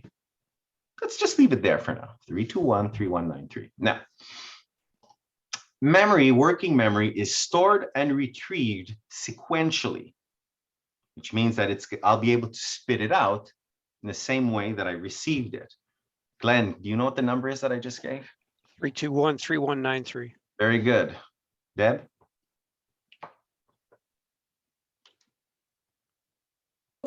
Sorry, I was on mute, so now I owe you more money. $50. 3213193.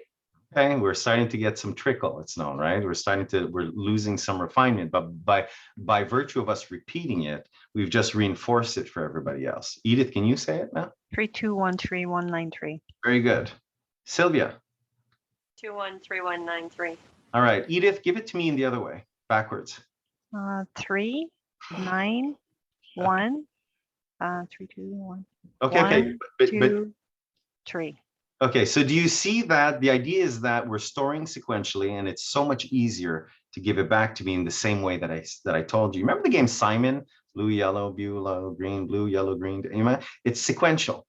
The reason why we talk about this is because when you've heard it say before in your training, go from the large to the specific, build from there to there. This is because your brain will remember it in the same way you're providing it. So when you're designing your training, if you are not giving a structure into your training, you're going to make it harder for me to remember it. If the notions are complex enough that you need to go from the line to the, and you're just giving me everything is sort of the same level of complexity, I'm not going to remember it. There's no way for my brain to be able to sequentially put this content together. Not easily. You could give it back to me backwards, but no way at the same speed that you were giving it to me.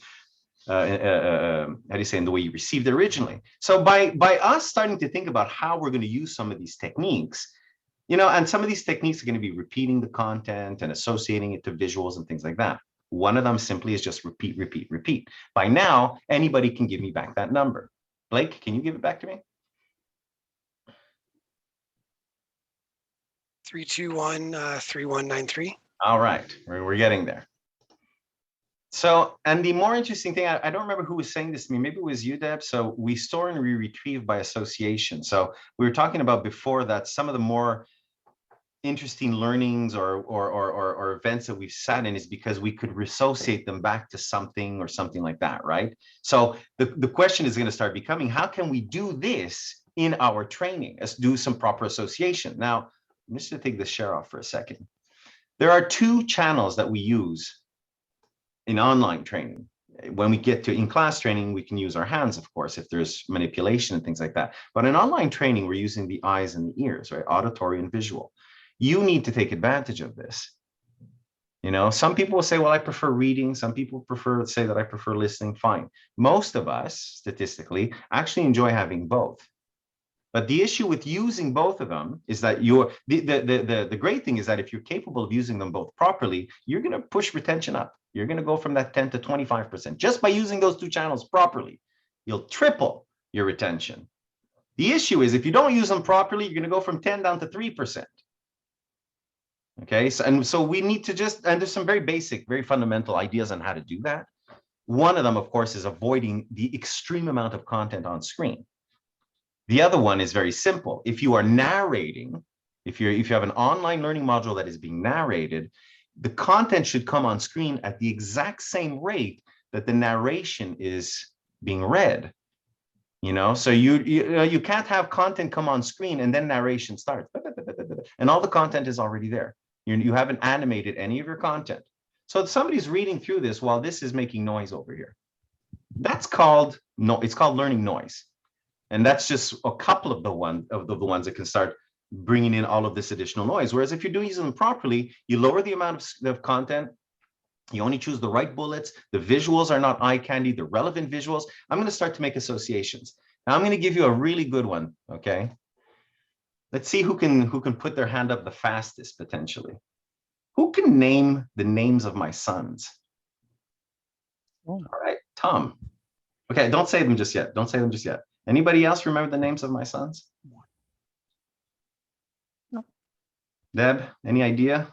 I know one was Noah, and the other one had something to do with an ox, or he was sitting. Maddox. That's what you had, Tom? Look how completely irrelevant that information is. I planted that on purpose.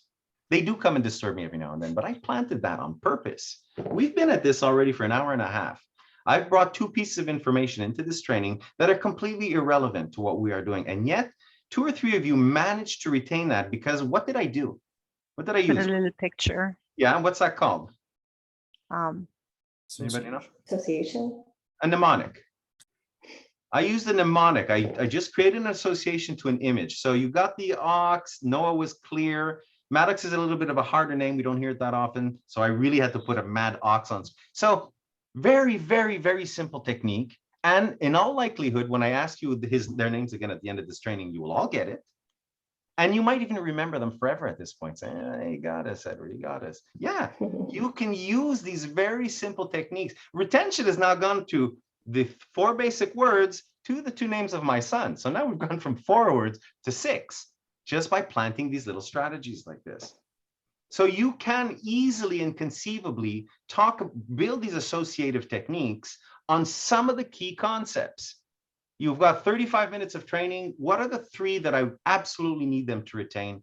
And even if they retain nothing else, that's what we're going to go towards. All right.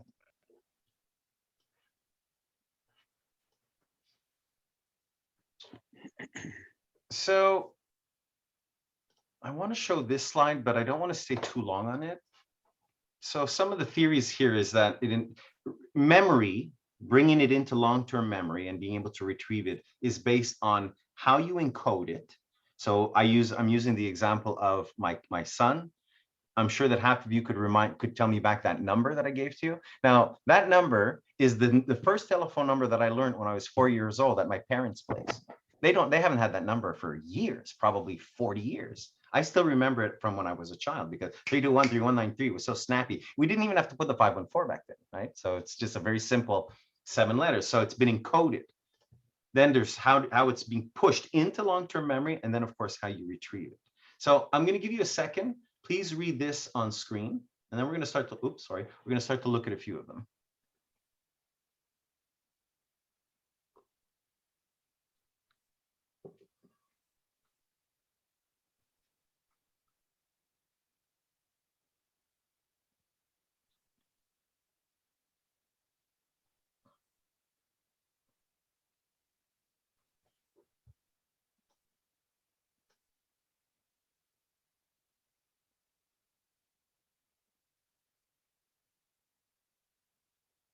Perhaps a show of hands when everybody's done. All right. What you're going to see as perhaps one of the most important things, has anybody ever heard of adult learning principles? Okay, Sylvia, are you capable of telling me what that is? No, it's been too long. Okay, anybody else? Adult learning principles are a theory that when you become of a certain age and your brain has hit a certain place, there are certain requirements that if these requirements are met, you have a better chance at learning. And learning involves a process of, I keep repeating these. I'm only repeating the 3 steps since before, but it's remembering, understanding, and application. There are 6 steps. I'm not going into, I'm just talking about the first 3. Before you can actually apply something, you have to have understood it. To apply it properly, of course, you have to have understood it. To be able to understand it, you have to remember it. And that's the 3 process step there. Adult learning principles, to be able to enhance this project, this process, there's about sort of a top 10, and we'll actually look at them in about half an hour from now. In these slides here, this idea of new information is built on what one already knows, and down here, previous experience. That is sort of the key takeaway in the first adult learning experiences. And you've heard this before. Build on what they already know. Use, examples that are relevant to them, case studies that are relevant to them, that they're going to be able to recognize, and all of that. There's a very simple reason. And when we talked about strategy before, I showed something called pre-training. Do you do a lot of pre-training in what you do? In any of your learning modules or ILTs? Yeah, I would say yes and no. And I say yes because most of what I'm going to put in a training, like a platform or document, is something that I told them before. So in one way, when I see them in the shop or I talk to them, to me, it's a kind of a pre-training. It's not a formal training, but I'm talking to you about it. And sometimes it's more like a individual, setting more. Is information that you're sharing at that pre-training, is that what's being repeated during the training? most of the time, yeah, but like, when you, so imagine that I'm talking to a group, and then in my training, I'm going to say pretty much like what I said before, but in a more formal way with like the little picture instead of just talking to them. Yeah. The idea of pre-training is that you want to level the playing field. We've all heard that expression. And the reason why we need to level the playing field, and I'll actually bring this up on screen again as a greater explanation. So learning, we talked about this, is, modifying information that's already there or adding to it, fine. And it's generally contingent on prior learning. So the way I learn and what I learn is going to be contingent on what I already know, because I'm going to interpret the information differently based on who I am, right? So let's say, for example, we're all this person here today. We come in with a specific experience, a cognitive structure based on our experience. We see something. Now, this could be training information, that 99-cent burrito, whatever it is. I'm going to take that. I'm going to modify it based on my experience, and I'm going to come and place it into my new experience, and I'm going to move forward. If I don't level that playing field before training, or if I'm relatively certain that the people that I'm training to may be coming from different previous experiences, that conversion to a specific model, to a mental model, may be different from one person to the next. So I might convert it into a circle, so to speak. Somebody else, it could be a triangle, and so forth. So when you talk back about performance, you say, well, how come these three people are not doing it the same way? They weren't leveled properly. They weren't leveled the right way to be certain that they would actually form that ball that I want them to form. Now, as an example, my first 10 years when I was younger, from the age 20 to 30, I was a marketing director. I did a couple of agencies. I walked into CN 2 years ago, since we've been in training. And as somebody who has marketing experience, I walk into their office, into one of the offices, and I see a mug on the table, and it's a white mug with a black CN logo on it. What do you think what went through my mind, do you believe? Train. The memory of your time back then when you worked with them? I hadn't worked with them 20 years ago. The point was only to say I have a lot of experience in marketing, the first 10 years of my professional life. So when I walked into CN 2 years ago and I saw a white mug with a black CN logo, something set off in my mind, which may not have been set off in other people's minds. Any idea what that could have been? Maybe childhood seeing trains whiz by with that logo, Okay. that logo on it. Okay. So it appealed to you, and the way something inside of you it resonated with you somehow about something in the past, right? Yeah. I'm going to guess that you didn't like it and wondered why they chose it. So Why it's not catchy. what color is CN's logo? It's red text. CN is red. Why- And what do yeah. we know about logos in general? We all know this, regardless of what our background is. The Well, brand is what? Go ahead. Yeah, like you recognize the logo more than the name. It's like Nike. You don't need to see Nike. You need to It's see a all in the check mark. brand. That's right. Mhm. You If have you the think check mark, about- you Yeah, if you think about the Seaway's logo, and somebody said, "Hey, let's let's change the blue over to green," it would be an uproar. It would never happen. Well, we've been around for 120 years and whatever, all of that stuff. It's the brand. So for me, when I saw that, first thing I said is, I want one, because I'll never see it again. Second of all, I found out in the end that there was some very special event where they allowed black logos to be printed, and it made it even more, drooling for me as an ex-marketing person to say, well, I couldn't get one. But the idea is that I formed a mental circle different than anybody else that would have walked into there and would have said, yeah, well, whatever, a black logo. There's no association necessarily that would have been made. This is what's happening in training. The idea about pre-training is not training, is not providing content that I'm going to have to teach to during training. We've all been to school. When we're in school, we have to read books. If I go to a course and the teacher says, by next class, you have to read chapter 6, I'm not going to read it in class when I show up to the next course. I have to read it before.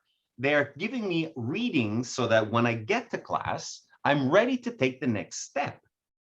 That's what pre-training is for, so that I can level my brain to everybody else in the class. Now, anybody that's been to school and has perhaps gone to a grad or even above the grad into PhD or several grads. I have 3 master's degrees. If I go back and take a master, I'm 51, I'm going to fall asleep in class, not because the content is not going to be good. I tried it. They come in and they say, you know what, for the first, there's 15 weeks in a semester. The first 10 weeks, we're going to level the playing field. And I'm sitting there like this for 10 weeks saying, when am I going to get to what I need to hear? And finally, by early December, they finally touch. This is why at one point you can't go back to school on these types of topics. You start to go to symposiums and you're just trying to get little pieces, or you read books. So that's what the pre-training is for, is so that you don't come to class reading chapter 6 while the other person is trying to educate you. So if you are doing pre-training, now this pre-training could be very simple stuff. And I'm going to show you this now.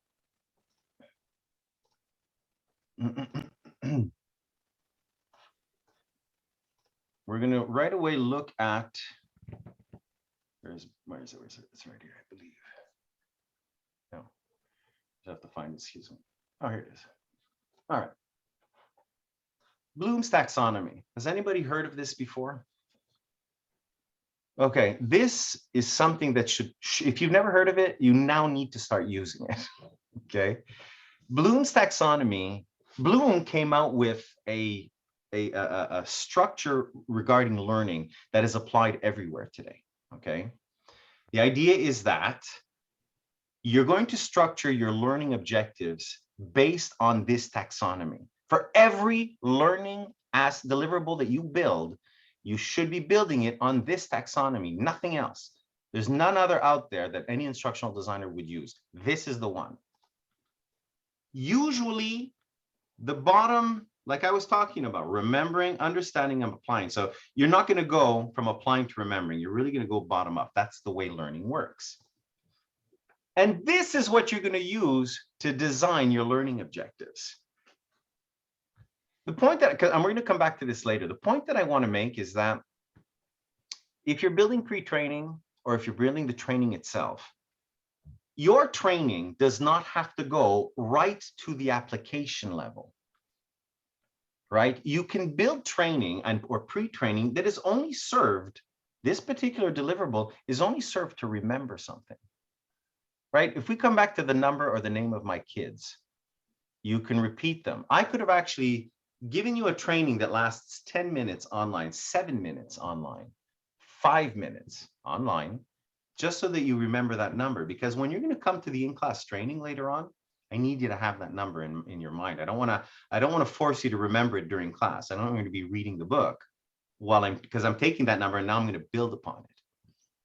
So when you are thinking about building your learning assets, and this will become clearer right after the break, start to say to yourself that when I'm writing my learning objectives, I don't necessarily have to say by the end of this module, you'll be able to screw the screw into the hole.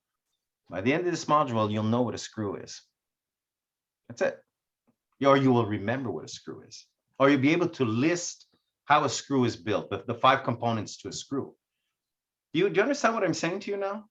You understand that when we try and go right up into application, we're losing the opportunity to build foundational memory and knowledge so that the next pieces of learning are building upon prior knowledge. We've leveled the playing field. Everybody here remembers the number. So now I could ask you 514-321-3193, and everybody would now remember it, because 321-3193 is now, I could now tell you, you know what? I have 2 sons and a daughter. You'd be able to give me those. And now I've added the daughter on. And I'm starting to build slowly but surely on just the remembering portion. By the end of this module, you'll understand that one of my sons is, ADHD. And then now you know what his name is. Module 2 is just understanding, what ADHD, let me talk to you about what ADHD is. And I don't need you to apply it yet. That'll be later on, So you need to start thinking, because if you're not doing this, you're asking your learners to come in and already be able to do something.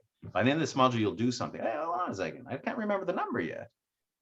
You're asking me to apply this? I can't remember the number. Give me ways to remember first, then give me ways to understand, then give me ways to apply.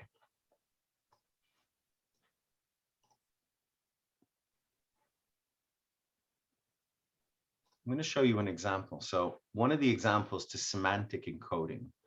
Does everybody know what semantics are? No?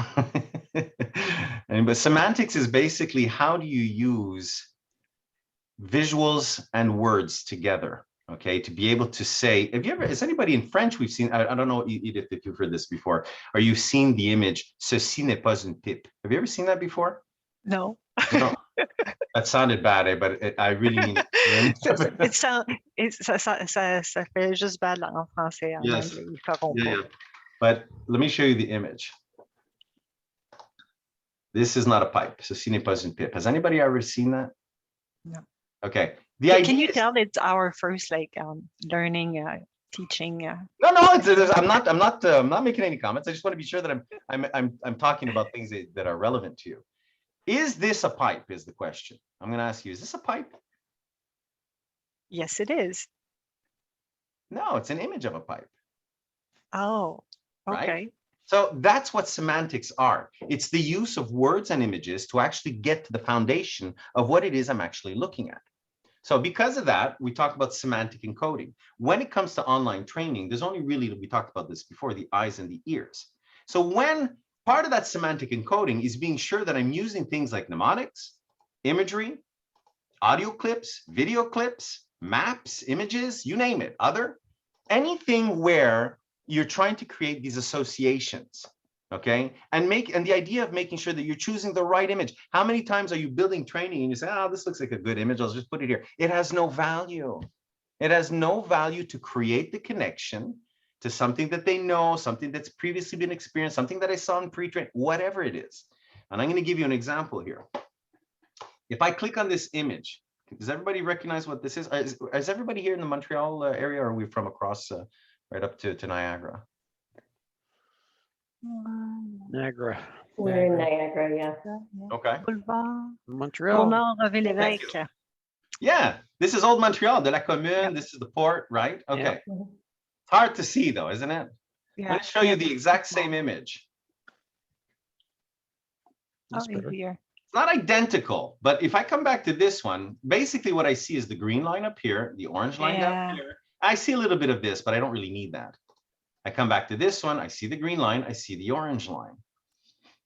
The point being is that I'm choosing, and let's say that I wanted to tell somebody, go get the Subway. Lucien Lallier metro. It's at the corner of, I don't know, whatever it is.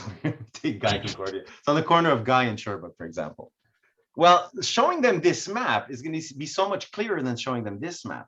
Very, very simple, practically idiotic example. But the point being is that the choice of the right mnemonic, the right imagery, the right audio clip, don't bring eye candy into your environment because you're going to create noise.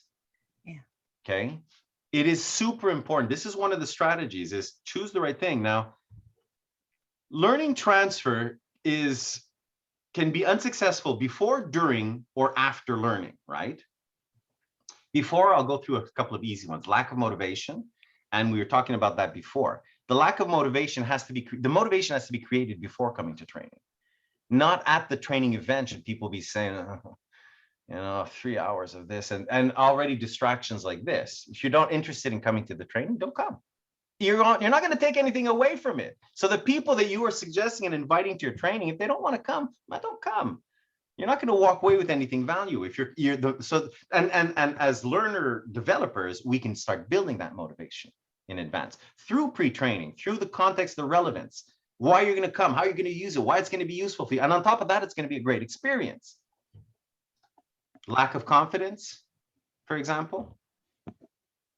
They're afraid to come to the training. They're afraid that they're going to be called upon. It could be anything, right? They don't want to go up in front of the class to show people that they don't know what they don't know. And yet training is the right place. Training is a safe environment. You said it yourself, Edith. You're seeing right now that we don't know all of it. You're not supposed to know them. You're coming here to learn some of these things. So great. I'm happy that I can show even more stuff. It's a safe learning environment. During the learning, lack of prerequisite knowledge. We talked about that. Have we leveled? Can we build pre-training? Sometimes we did this over at Reitman's recently. Reitman's, Pennington's are one of our customers. And they have a process where when their fashion associates are serving a customer that's in the waiting room, they have an 8-step process to follow. I don't remember what it is, but it's like you start by saying, is everything okay? Then second, it's, do you need something else? And they've got like this 8 process thing that they need to go to. They weren't remembering the process by heart. They were having a super hard time just remembering what those 8 steps were. So we built training that was only going to remembering the 3-2-1, 3-1, 9-3. It wasn't everything else after that wasn't important. I need you to remember the steps there. The reinforcement was the in-store managers that would come by and sort of give a nudge and say, hey, can you give me the 8 steps? Good job, keep going. You know, and in different circumstances, different ways to sort of make that reinforcement happen. But it doesn't always have to be, I'm going to take you right to application. No, let's build this strategically. We have time. What we're doing right now is not working as well as we'd like it to. Let's do a little bit less, but make it a little bit more in depth. I think Sylvia said something, capacity and data. I might have missed that. I apologize, Sylvia. I think I missed when you sent it out. Okay. We're going to be coming to a break in about 10 minutes. Of course, no opportunities to practice. If you are training, but they're not practicing, I think that Tom said this right at the onset. If you're not, you know, a lot of training programs are theory in the morning, practice in the afternoon, and that, thank God, you know, negative interference. Can you give me an example of where there might be learning noise? I'm going to give you an example first, then I'll ask you to give me one. So, has anybody been to England before? Yeah. Has anybody driven in England? No. Just the idea. Yeah, just the idea, you know? No way. Yeah, I have to drive on the right side of the car and on the right side of the street. And yet there are many nations in the world that have that system in place, right? It's not only England. But there is so much learning noise on our side that trying to come to, so what should I do before I go to England and knowing that I want to drive up to Stonehenge or down, I don't remember where Stonehenge, I've been there before I came, I think it's north. What should I do before I go to England if I want to be prudent? Well, you would take commune transport, like a bus or something. You don't drive. I could do that, but before I did it, what I'd like to do maybe is practice for 20 minutes in a parking lot, right? And maybe find the exact map to get to Stonehenge. It's going to be the minimal amount of stops and traffic. I want to pre-train on it, so that when I'm in the training experience, when I'm in the experience itself, I'm capable of applying as much as I have. You want to keep these sort of easy examples in place when you're writing your content, because slowly all of this is coming together. Write it so that it's contextual, write it so that it's engaging, so you're using interactions. You know? I don't think you can train for like transportation in England. Like, they don't have like street corner, they have street stars. Like, like where the heck are you going? And it's something like the person on the right always has the right of way, something like that. So you never get to engage into the street, you know. You can be there for half an hour, just sort of, am I allowed to go? You're right. But the point being is that any form of just getting my nerves down, I'm afraid to do the training. Maybe I don't know, I ride in a taxi first so that I'm just comfortable being on that side of the street, that type of thing. That's what pre-training is meant for. And now, and reinforcement afterwards is sort of the same thing. So here we're talking, I'm not on the screen. Are we designing for transfer, right? So this is where it's going to start to get interesting in the next segment. I'm going to finish with 3 slides, and then I'm going to let you, we'll take a break. So there is somebody, have you ever heard of learning styles before? Style d'apprentissage, the types of learners. Have you heard of that before? The types of learners? There are different types of learners. Yeah, that I retained. Okay.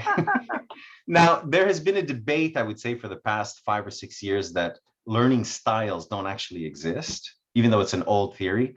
And I think it's sort of the idea that if we all got together in one room and somebody taught us something, we'd all remember it. We'd all remember a piece of it somehow. Maybe not all the same thing, but there's sort of that debate. But I don't want to get into the debate. Let's assume that we still sort of all believe that we can learn in different methods, and some of us learn better one way than the other, at least for now. So there's this. So, okay, so the idea being is that optimal learning is going to be tailored to the learning styles of your participants. So this sort of old graph was this, not old graph, this theory was designed quite some time ago. And we're going to be talking about these two. So you've sort of got the feelers, the thinkers, the watchers, then the doers, and then you go a level in and a level in and a level in. We're going to sort of focus on the people that like to feel and do things versus the people who like to think and watch.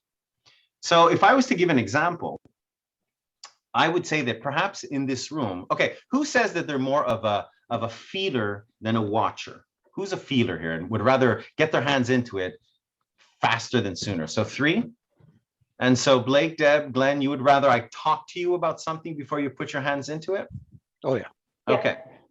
So the example is very simple. So in the case of Edith, Tom, and Sylvia, if I'm presenting this pen for the first time, you'll want me to give you the pen and you start playing with it for 20 minutes. And then let's get together and talk about the experience. Whereas Glenn, Deb, and Blake might want me to talk about the pen for 10 minutes and then give it to them so that they can play with it. Very foundational, very fundamental, right? My father was an engineer. He's retired. But the stories that I heard is that when he was 4, 5, 6 years old, he would get, I don't know, some toy. He'd want to open it up right away and see how it works on the inside. Whereas for me, I go and get something at IKEA. I've got those instructions right in front of me, and I'm not trying to put it together myself. I consider to myself to be more of a feeler than a watcher, but there are some things where I'm not going to try and build the thing. I'm not that good. Everything I build is 4 degrees off, so I might as well follow the instructions because I know my weaknesses in that sense. But the question that we're asking here is, because you know that you have an audience that at the very minimum will be composed of people that are more feelers, doers, and others that are more seers and thinkers, how do you account for that in your training? Because you might be losing half of your people straight up if you're not keeping both of those people, both of those segments, just those 2 segments in mind. You might lose half of them straight up and say, you know what? This is part of the reason why there's only, 10% application, because 50% of them I've lost right after the training. They couldn't do anything. I haven't accounted for that need, right? Now, what I want to talk to you about is, we're talking about, in this case, we'll talk about conditioning. So let me just see if I have it over here. The idea of conditioning is that we are teacher-centered. Well, there's basically 2 types, teacher-centered and learner-centered. Have you heard of those terms before? Teacher-centered, learner-centered, sort of? Okay, so the idea about being teacher-centered is that it's exactly what I just said here. I will talk about a concept. I'm far away, and then I'll start interacting with the people afterwards. But it's more of a didactic presentation. It's teacher-centered. It's the way I'm going to present the information that's going to become important in that dynamic of conveying information, whereas learner-centered is more like what we just talked about. Which is better? It depends on your learners. Learner-centered. Yeah, there's none that's better, No, because you don't have one individual that's better than another. So, and where would you say, for example, would you be able to provide me with an example where a teacher-centered, a conditioning approach? Conditioning means that if I snap my fingers, I get a reaction. Okay, I'll give you an example. You've heard of Pavlov, right? You've all heard of Pavlov. Okay, what was Pavlov? What was his experiment? Well, with the dog and like the bell, and the dog was doing some Salivating, saliva because yeah. like he was feeding them when the bell was coming. Yeah, and at one point you ring the bell, the dog comes and he's like, "Where's the food?" Well, I didn't call you for that, but there's that conditioning. Now we do that in learning, right? If you've had children here, until they're I don't know what age, we keep repeating, you don't need to know why, just do it. You don't need to know why, just do it. And they don't need to know why. If we tell them the why behind some of the reasoning, we're going to create noise, and they're not going to react as they're running towards the red light and you're like, stop, you want them to stop. You don't think about it, stop. In adult learning, give me an example of where this conditioning is necessary. What field, what practice, what profession would this conditioning be required? Certain things like emergency response, or like we have it at the Seaway with like a lot of like our applications, we have what's called an e-stop. So if something goes wrong, like I don't want them to think about it. I want the first thing them to do is hit that big red button and then assess. Exactly. First responders, national defense. You know, if you're a how do you say, a GI and you have to shoot, you don't have time to think who's at the other end of that bullet. You might get killed yourself, so you pull. So my instructional design colleagues that are at the DND, the Department of National Defense, they swear by conditioning. That's the only thing they teach is conditioning. Now, there's a piece of that that's necessary. Part of what I said at the beginning, when I started this, I said, you guys are going to give me 5-6 minutes of a more informational dump didactic presentation because I needed to sort of set this. Other than first responders and things like that, we tend to want to get some information. Now let's talk, let's exchange about it. It makes the experience more enjoyable and it tends to help us increase retention. But we need it in some circumstances. But we also need the touchy-feely, right? So you need to start to ask yourselves, am I allowing, you know, sometimes I've said to read what's on screen and we'll talk about it. Reading what's on screen and allowing you to talk and then talking about it is a teacher-centered approach, you know? Otherwise, I would say, you know, let's start drawing something and then we'll talk about who drew the nicest picture. You know, that would be the other way around. So in your learning, are you accounting for these various types of learners by saying to yourself, some of the content, I'm going to read through it. Some of it's going to have audio. I might actually have subtitles or the script, straight up the script in the resources. Should you prefer to read through this training, you will find that resource you'll find the script to this training in the resources, because some people might actually prefer to read through this training than listen to it. Turn off the audio if you're not satisfied and follow the, you start to say to yourself, how am I accommodating all of the different types of trainers that I have? And at least keeping that in the back of your mind to say, you know, one of the reasons why everybody's not making that same circle, I have different learners, different backgrounds, different learning styles, different needs. And then all of a sudden you start to say, holy crap, how can I account for all of this? A bit of context, a bit of relevance, a little bit of engagement at some places, allow them to read some portions, be more, you know, then you're going to start to have a more sort of universal strategy for everybody that's going to be participating in your training. I think I only have one last slide. Are there any questions? Oh, okay. So I'm going to look. We're going to just walk away with, this is going to be the last slide. I'll ask you to read through all of these things that are coming on screen, and we've covered them for the most part.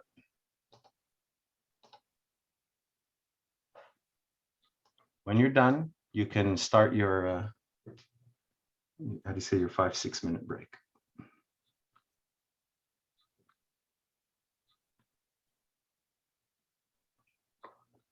But before you go, if you have a question on one of them, please raise your hand.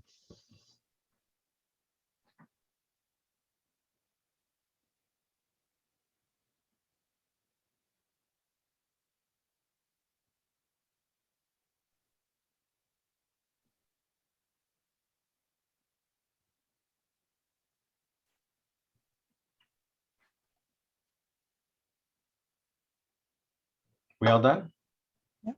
So you see, we've covered a lot of these things, but I honestly suggest that these are like the top 10 here. Do a quick Google on adult learning principles or principe andragogique in French, so that you say to yourself, when I'm designing for adults, we're all designing, you know, as an instructional designer, I wouldn't know how to design for children. I don't have that expertise. I'd have to learn part of it. For adults, this is very straightforward, very clear. But a few of these things in here, for example, do I have it inside? Wish to be involved, planning and evaluation. The very first one at the top. Do you ever involve your learners when you're designing training? Do you ever, you know, you've heard the research N value, N equals X. Get some of them involved. You know, get as many as you can in theory, but I mean, get a few people involved so that they can give you the examples and they can help you plan around it, and they can talk to you about the way they like to learn and what their needs are. We're going to look at an analysis grid in a few minutes. And that's it. I'll leave you on that. Are there any questions? No? Okay, so let me put the timer up. We'll take 5 minutes. We have just short of an hour. We'll only have about 45 minutes when you get back. So let's begin.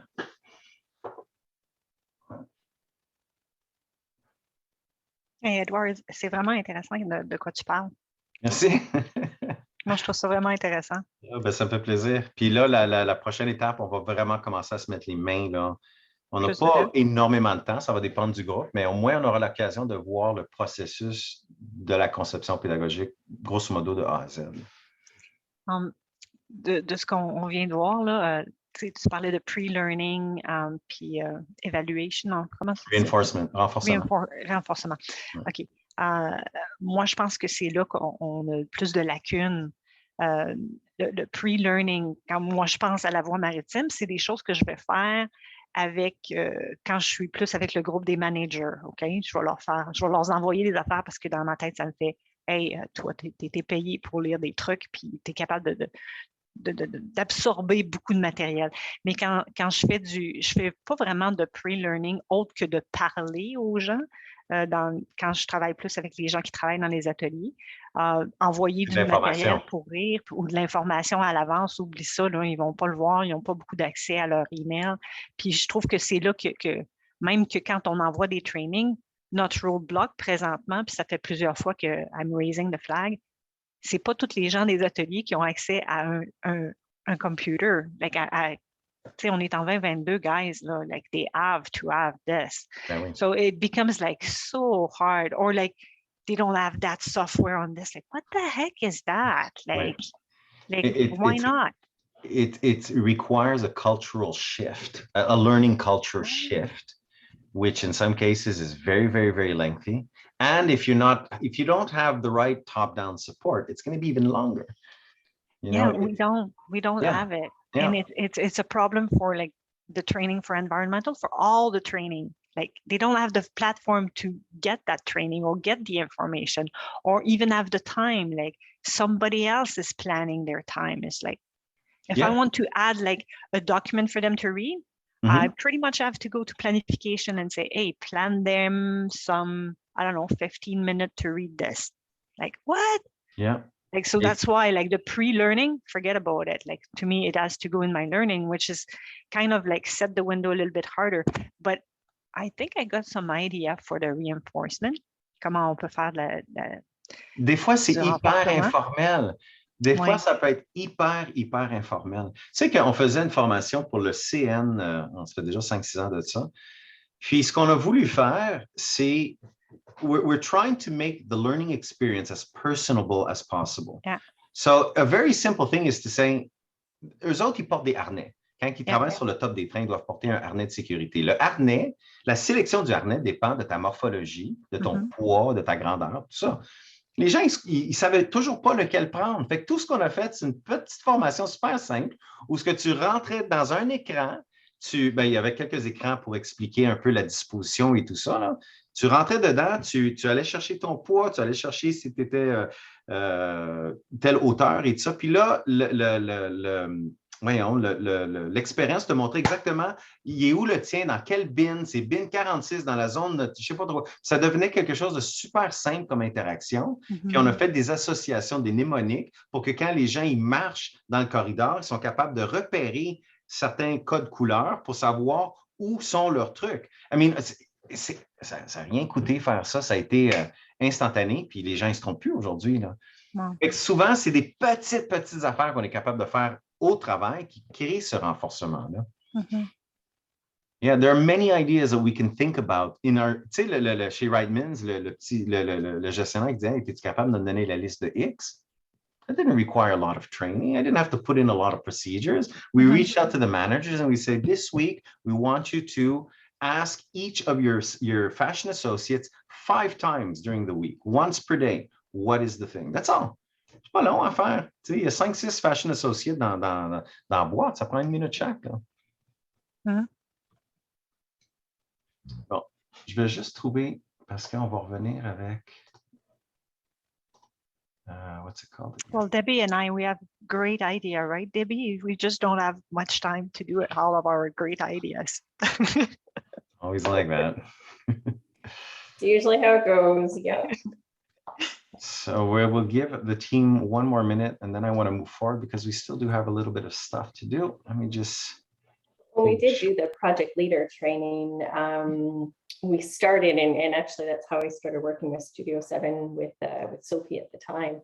But eventually we kind of hit the point where I'm going to say the idea of what the leader wanted for content and delivery and the deliverables, and where the gaps were identified more so with the people that were intended to go to the training, the two didn't match. So that's when we had some of the senior engineers from both locations provide input as to, because they're ultimately the mediator between the manager and the employees, right? So we had to change up. So kind of what you're sharing with us today is resonating to how we had to change up, because what the leader wanted and what the audience needed were not aligned.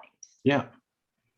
Okay, well, let's kick off. So let me start by asking this. So what are again, I'm going to ask you to repeat those 4 key messages, 4 key words are what? Context, Context, Context, engagement, relevance, relevance, engagement, and predictive structure. structure. predictive structure.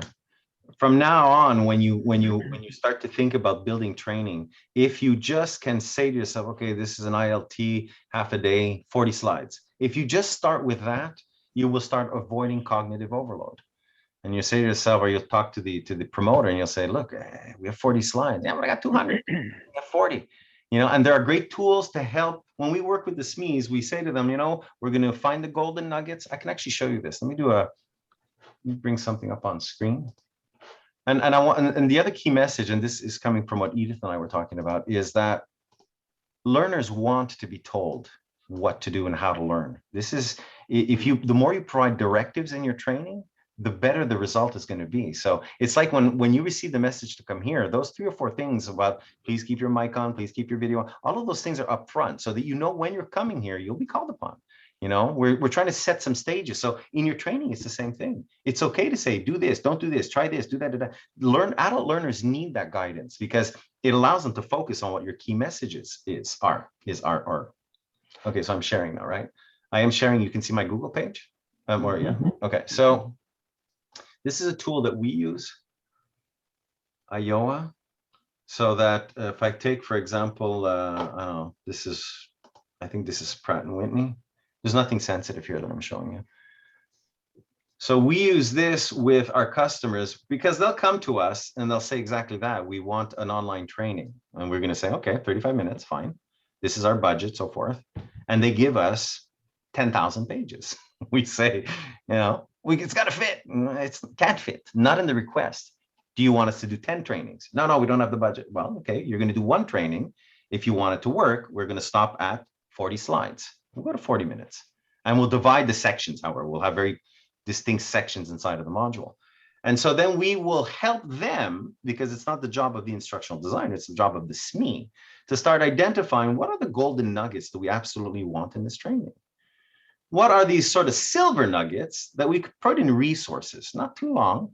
You don't want to have a 40-minute training plus 2 hours of resources, but some of the resources, maybe, 20 minutes of reading, and then maybe there's some pre-training over here that I'll send you out. It could be in the form of a link. It could be a PDF. It could be a video on YouTube. It could even be a meeting with your manager. Who knows? Something just to level the playing field. When we were working with Sports Expert, they were changing their procurement method. And basically what they were doing is they were receiving all of their content, all of their stock was coming in individual boxes. So you had shoes in one box, shorts and T-shirts in another box and so forth. And they were saying, holy crap, the amount of boxes in the environment, we're going to change this. So they said, you order, it comes in one box. Seems clear today, but there was so much resistance on their side that we had to first pre-train them just on the word, the difference between a box and a carton. The name was now charging. Now a box is individual items. A carton is anything you're ordering. And so we just did one small, just remember now that there's a name change. When you hear the word carton, it's because this is what's going on. And so we use these types of tools to be able to sit down with the SMEs and say, let's think about, what you're doing for this specific asset. Now, to kick off this piece of the session, I want to show you something that I want you to see. It's going to talk to simplicity. I want to just make sure that I put the audio. It talks to simplicity. Now, this is not training, and I'm not going to play the whole thing. I'll play the first 2 or 3 minutes, 1.5 minutes. I want you to see the simplicity. Does anybody like, actually, before I do this, and I apologize for bouncing back and forth. Does anybody like classical music? Really and truly, you like classical music? Okay. Everybody, I don't particularly, I like the classical music. I'm not a big fan of it. let me show you why most of us are not necessarily fans of classical music. And then I'll come back to you, Edith and Blake, to ask you why you like classical music, okay? Now, let me just play this for you. There's a swear word at the beginning. I apologize for that.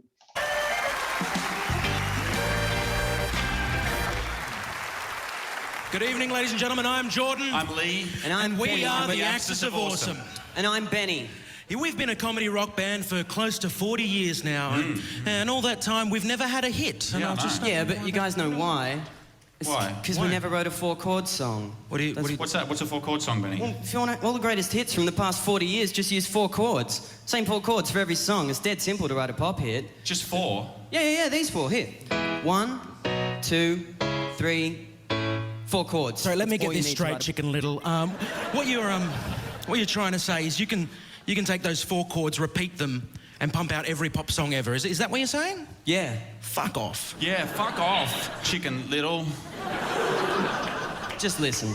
Do you recognize this? Yeah, that is Don't Stop Believing by Journey. It's a great song. Very There's original a few more that song. fit. Check it out. My life is brilliant. My love is pure. I saw an angel. Of that I'm sure. Well, that's just 2 songs that are similar. That's not a big deal. Forever young. 3 songs. I wanna be forever young. I won't hesitate no more, no more. It cannot wait. I'm yours. This is the way you left me. I'm not pretending. No love, no hope, no glory, no happy ending. 'Cause you were amazing. We did amazing things. If I could, then I would. I'd go wherever you will go.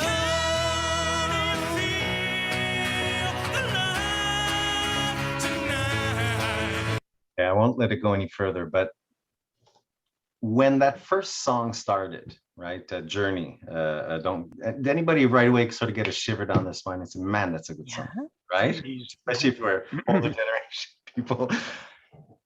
The point is that it's a summation of a lot of things we've been talking about, the simplicity in what we're doing, you know, the ability to relay it back to an emotion, to your training, right? We're talking about to be able to tie it back into an experience.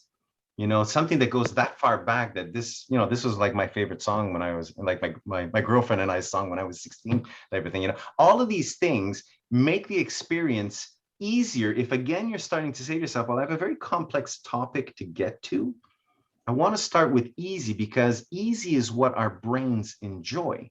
And this is why this is not the first time that there's people that like classical music. But tell me, Edith, why do you like classical music? Like I like it's my Saturday morning and Sunday morning thing. It's very soothing, make me laugh, make me cry. I don't know, it just went me through a bunch of emotion. Emotional attachment there. Did any did your parents like listen it. to that or anybody? No, Okay. no, it's just me. Okay, how about you, Blake? You said you like classical as well? Yeah, I like it for the non-simplistic aspect of it's kind of like controlled chaos. Nothing sounds the same unless it's an artist, but many artists they have similar albums, but when you listen to a certain Mozart, Beethoven, whomever it may be, they're all very similar, but it's controlled chaos classical music. It is soothing, like Edith said, but I really enjoy it. And you never know what to expect next, right? They bounce around. So songs now in pop culture that I really like are the ones that have kind of 2 songs in one, right? Some Beatles songs have that, yes. AWOL Nation, I'm not sure if anybody's ever heard them either, but they have so many songs that are 7, 8, 9 minutes long.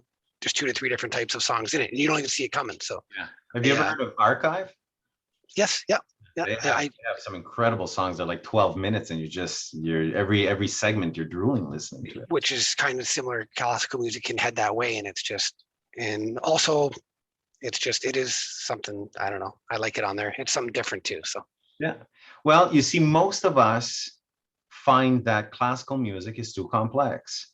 It is a very complex listen. It's all over the place. We will fall into the classics like Beethoven's Fifth, you know, and you know, the 1812 overture and some of these sort of easy, very familiar sounds and things like that.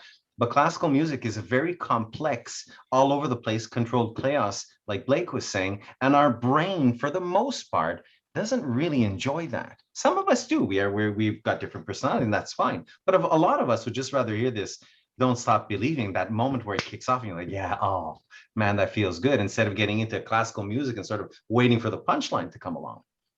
So because our brains, Like Dave Matthews. yeah, like Dave Matthews, exactly. He's all over the place.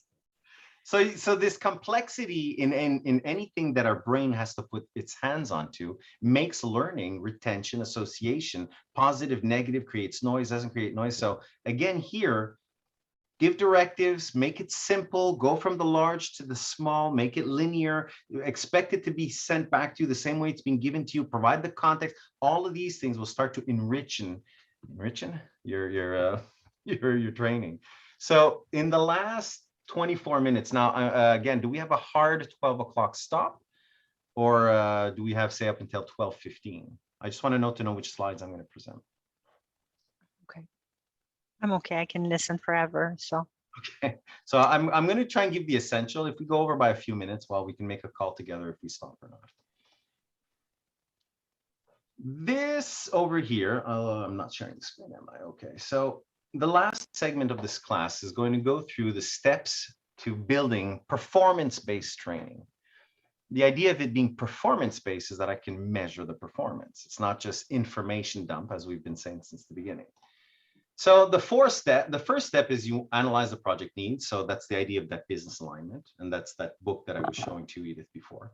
Pre-analysis, analysis, write the learning objectives, define the program outline, which is very important. Write the design document, storyboard, create the course, and fine tune. Now, the last two, we're not going to have time to look at it. It's not we're not going to design a course here.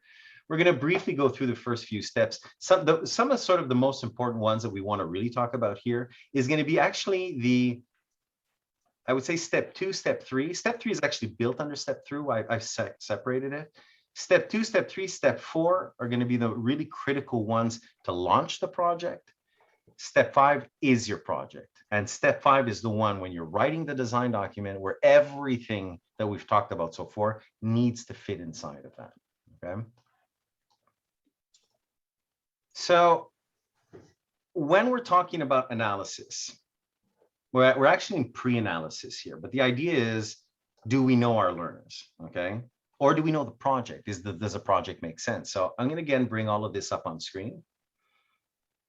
They're not in any particular order, as you can see, but you want to be asking, keeping the end in sight, knowing where you're going before you start. You should be looking at all of these questions and asking yourself, oops, that's Siri right there, asking yourself if you have some information on each one of these 8 steps inside of the analysis. Now, I'm going to show you something, and I can actually send it to you by email if you want. These are some examples of if we're reached out to as a T&D service provider, and I sit down with anybody and they say, we want to build training. I'm going to go through some of these questions. Why are we creating the training? Do you have any key messages that you want to get? After, of course, I've already told them that this is going to be a 30-minute training with 20 slides. We've passed that phase. Now I'm getting into the analysis. Is this fitting into something else? Do you have pre-training? Is it part of a graded training program? What's the shelf life? Do you have any case scenarios, and so forth and so on? So it seems like a relatively simple step to do, but if I send you this document and you start reading through each one of these, it might actually trigger some questions. And of course, you build upon this, or you remove or you build upon it as you wish. And you start to ask yourself, do I really know, okay, I think you were saying this before, Edith, how we are delivering the training. Are the resources available to deliver it? You're talking about maybe a shortage of computers, for example. Well, if you're trying to get your training out by June 1st, and you already know going in that nobody's going to be able to take it by June 1st because you have a shortage of technology, something as simple as that, why are we trying to force it by June 1st? This is where the training paradigm, like the training culture, starts to be questioned all of a sudden. We're always doing it as a rush. It always got to get out before this time. We never have a time to go into deep analysis. It's always delivered. Everybody's running through the slides.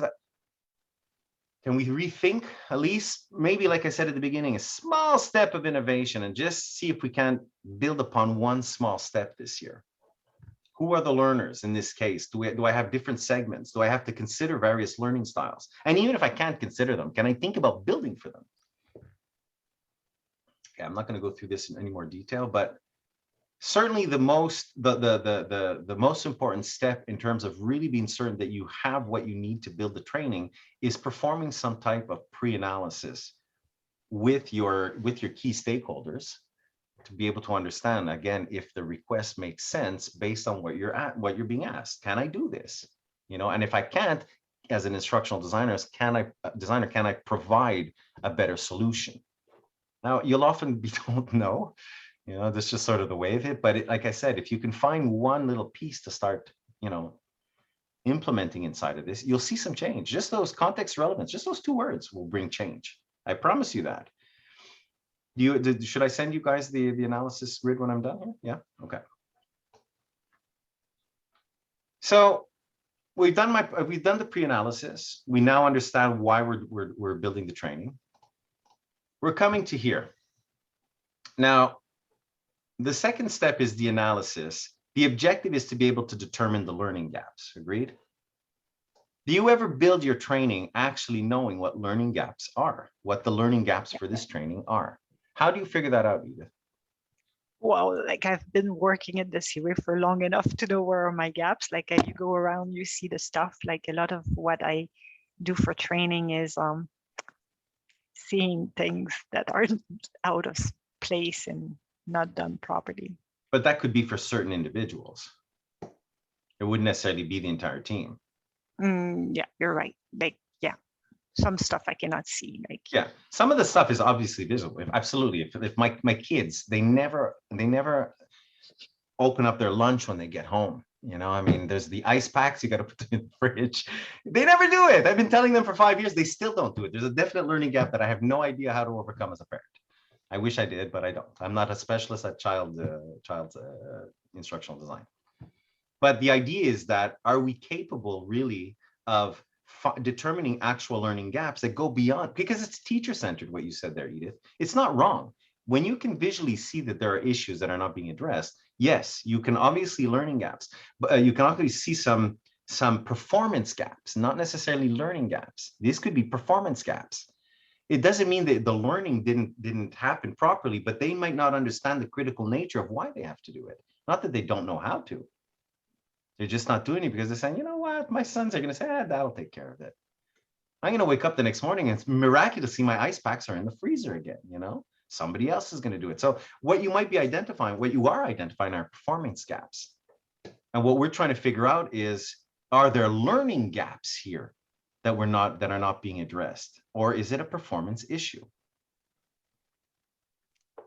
So this portion is difficult. The whole, content gathering, content analysis is usually difficult because we work with subject matter experts that have too much content. Very often they come to us, there's way too much content. The timeline to build it is too short. The resources are unavailable. The people to vet what we're doing are never around. So they're asking us to do it in 5 weeks, but they're asking for 5. We get this all the time. We get a request and they say, we'd like to have this done by August 1st. This happened to me this week. We want it done by August 1st. And I look at my timeline and say, it's already June 10th. It gives us about 6 weeks to do it. And then I say, how much? There are about what, eight deliverables throughout the entire process. I say, how much time do you need for each deliverable to vet it? Oh, we need 5 days. There's 8 of them, Yeah, we need about 5 internal processes. Well, that's 40 days, business days. That's 7 weeks.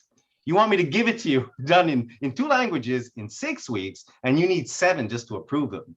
I said that the request doesn't make sense. Well, can you do it? Can you do it?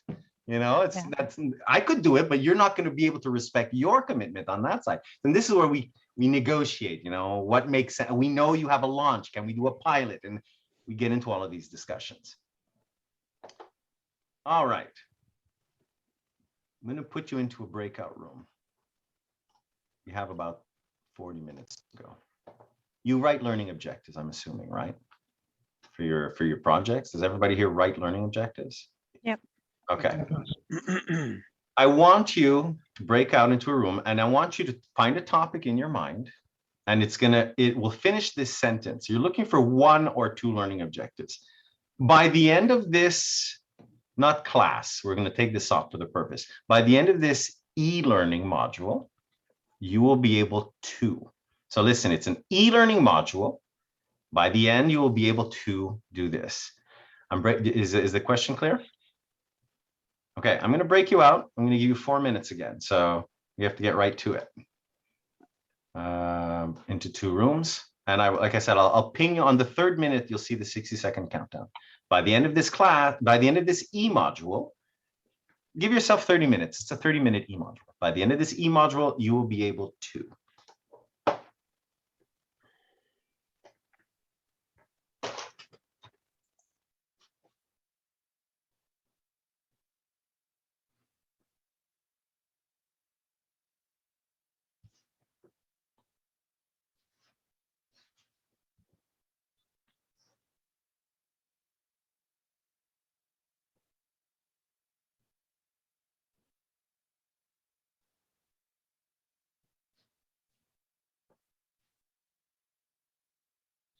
Are you putting me somewhere? You have to select it, Sylvia. I don't know how to do that. I'm assigned. Let me assign to room. There you go. I don't know why I didn't assign it. It should have assigned it automatically. Okay, thank you.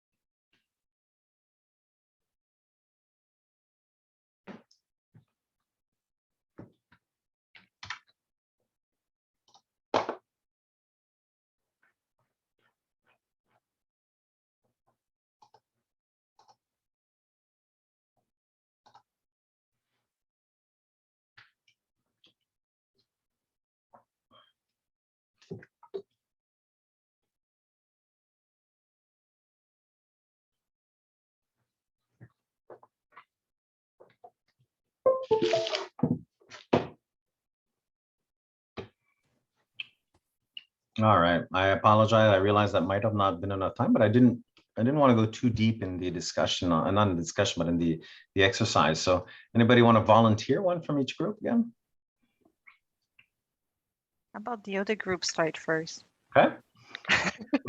Well, we came up with a very simple one at the end of the session module. You'll be able to, because we were dealing with a lot with operational people and training, is in 30 minutes you'll be able to correctly read a draft on a vessel and input the information correctly. So that is something achievable in 30 minutes in a e-learning type training format. Excellent. Now from the other group. We add a few. I'm just going to read the one. So at the end of the e-training, you will be able to differentiate between a corrosive and a flammable substance. Differentiate flammable. All right. And corrosive. All right. Now you're going to tear apart our stuff and tell us it's not good, right? I know. I see it coming. I'm not even giving them mine for that reason. It's a safe working environment. Sure. You don't want to share yours, Sylvia? Well, it's because in safety, we don't actually deal with the legislative hands-on training where it's like, okay, we're going to teach you how to put on a harness and how to evaluate if it's a safe harness. We're going to teach you first aid and we're going to demonstrate how to do first aid. We don't handle that. In safety, we're pretty much doing the teacher-centered learning where we're going to give you your toolbox meeting every month, which is going to consist of anywhere from 6 to 12 slides, and we're always trying to shorten it to give you the biggest possible message in the shortest amount of slides.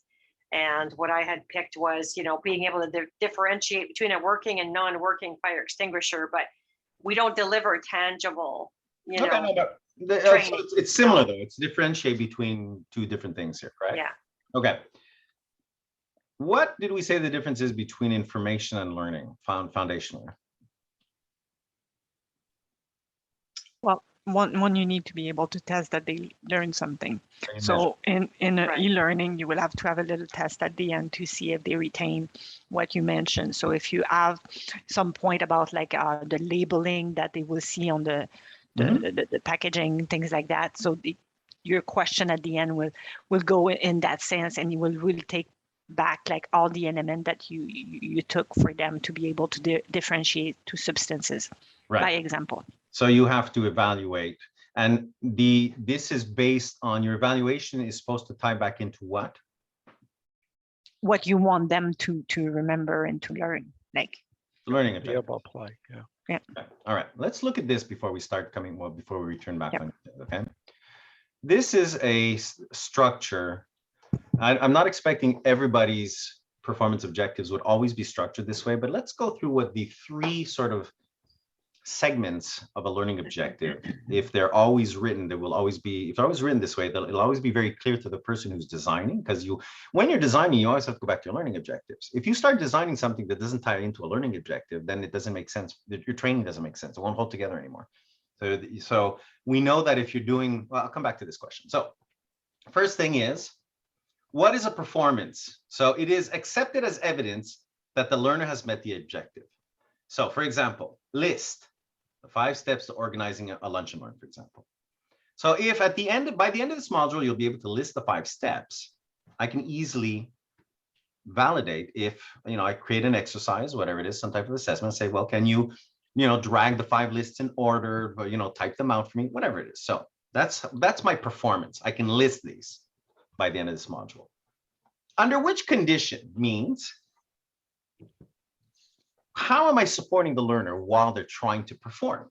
So in this case, using a list of rules. So you might say something like, referring to the manual, I want you to be able to do this, for whatever. In this case, discuss an audit, for example. So I can actually go back and use my manual while I'm discussing. So the learner knows that the performance is going to be the ability to discuss. And under which condition I have to do it is, say, with a manual, or with the list of this, or whatever it is, with these ingredients on the table, make me a lasagna, right? So I'm at 2 steps. The third one is the criteria. The criteria means that as the designers, how is performance going to be measured performance will be measured based on which criteria? In other words, in this case would be, say, identify 4 out of the 5 ingredients to a lasagna that are critical to make your lasagna, or whatever it is. So with the help of my colleagues, that's the condition. By the end, you'll be able to identify, and you need to identify 4 out of 5. If you can identify 4 out of the 5, then I will assume, the designer will assume that you've met my learning objective. What is most important to retain? Now, you don't, like I said, you don't always put all of this stuff in. The ability to do this, or at least the performance has to be there, right? So, Glenn, you said read a draft on a vessel, correct? Something along those lines. All right. By the end of the 30 minutes, you'll be able to read a draft on a vessel. How would you know that they're capable of reading this draft on the vessel in the context of that learning event? Top of my head, I'm thinking giving them examples that you've taught them how to do it. Now give them examples for them to answer and test correctly. So test for knowledge. But how do you know they're doing it back on the vessel? Well, that's a good point, because we don't track that. That's true. You can't. No, You can't. don't know that by the end of this training, they'll be able to read it on the vessel. The only way we can a little bit, but we can't. We can go back, as I mentioned, that other part is input properly. We can look at inputs later and say, hey, they're right or they're wrong.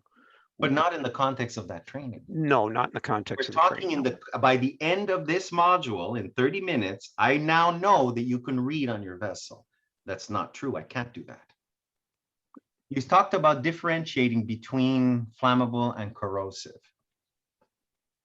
Can I do that within the context of training? Yeah. I'm starting to come closer to an objective that I can actually measure at the end of this training. I can actually create some interactions that will force them, based on a case scenario or something, to say, identify which is the corrosive product. Had you said you'll be able to do this on the job, for example, you would never be able to do this. The point that I'm coming to is that when you are writing deliverable learning, learning objectives, okay? Let me show you something. This is where there is generally some confusion, okay? The different types of learning objectives, or learning, I'll leave it at learning objectives, is that you have a program goal, you have a course objective, and you have a learning objective, or the learning outcome. So the outcome to that learning event. When I talk about a program goal, when I registered for the Master's in Instructional Design, it has a big program goal. I might be able to say you'll be able to understand what instructional design is. Sure. They're not going to actually, they will vet it in, they're not going to vet that program goal. They will vet it through specific exams during the session. I have to pass so many classes, get so many credits.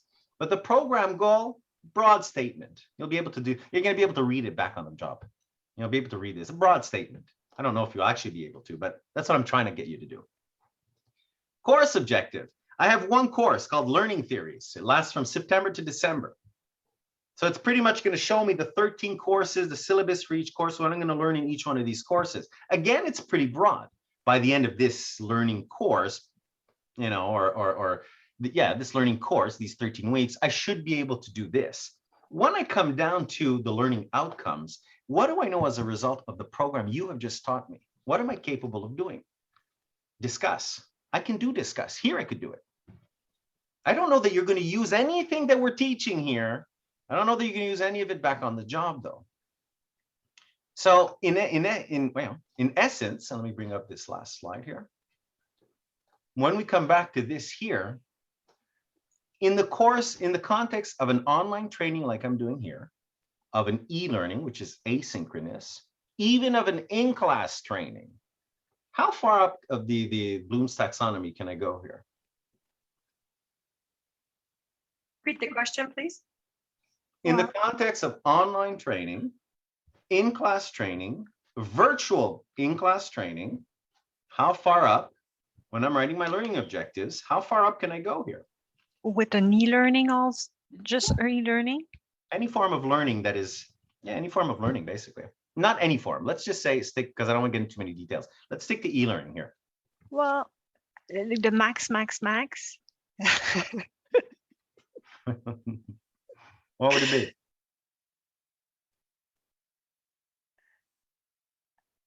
Remembering. No, they can. You cannot know in your training that they will remember. You can maybe know sometime that you understand, but like it will go with your evaluation. The lower levels have to be met to be able to make it to the next levels up. If you are understanding, it's because you have to remember. That's the way the brain works. If I can't remember, I'm not going to understand. Yeah, but you don't remember long term. They're not going to remember forever. What are the name of my two children? Maddox and Noah. Maddox and It's Noah. stuck. That's long term. So how far can I take you guys here? I told you I can't know if you're going to apply any of this back on the job. I have no idea. So how far can I actually go here? Well, then applying. Evaluation. If you're doing a test, I don't know. But yes, I have to evaluate. But the thing is that I can't go any higher than understanding in the context of these types of trainings. If any of your learning objectives are assuming that they're applying back on the job, you're not writing them properly. I'll show you on the next slide what I mean, okay? These are action verbs that you would use depending on how high you want to be able to go up. I can say by the end of this module, you'll be able to list, recall, name. I can do it here. I'm doing naming a whole lot. I'm recalling a whole lot here.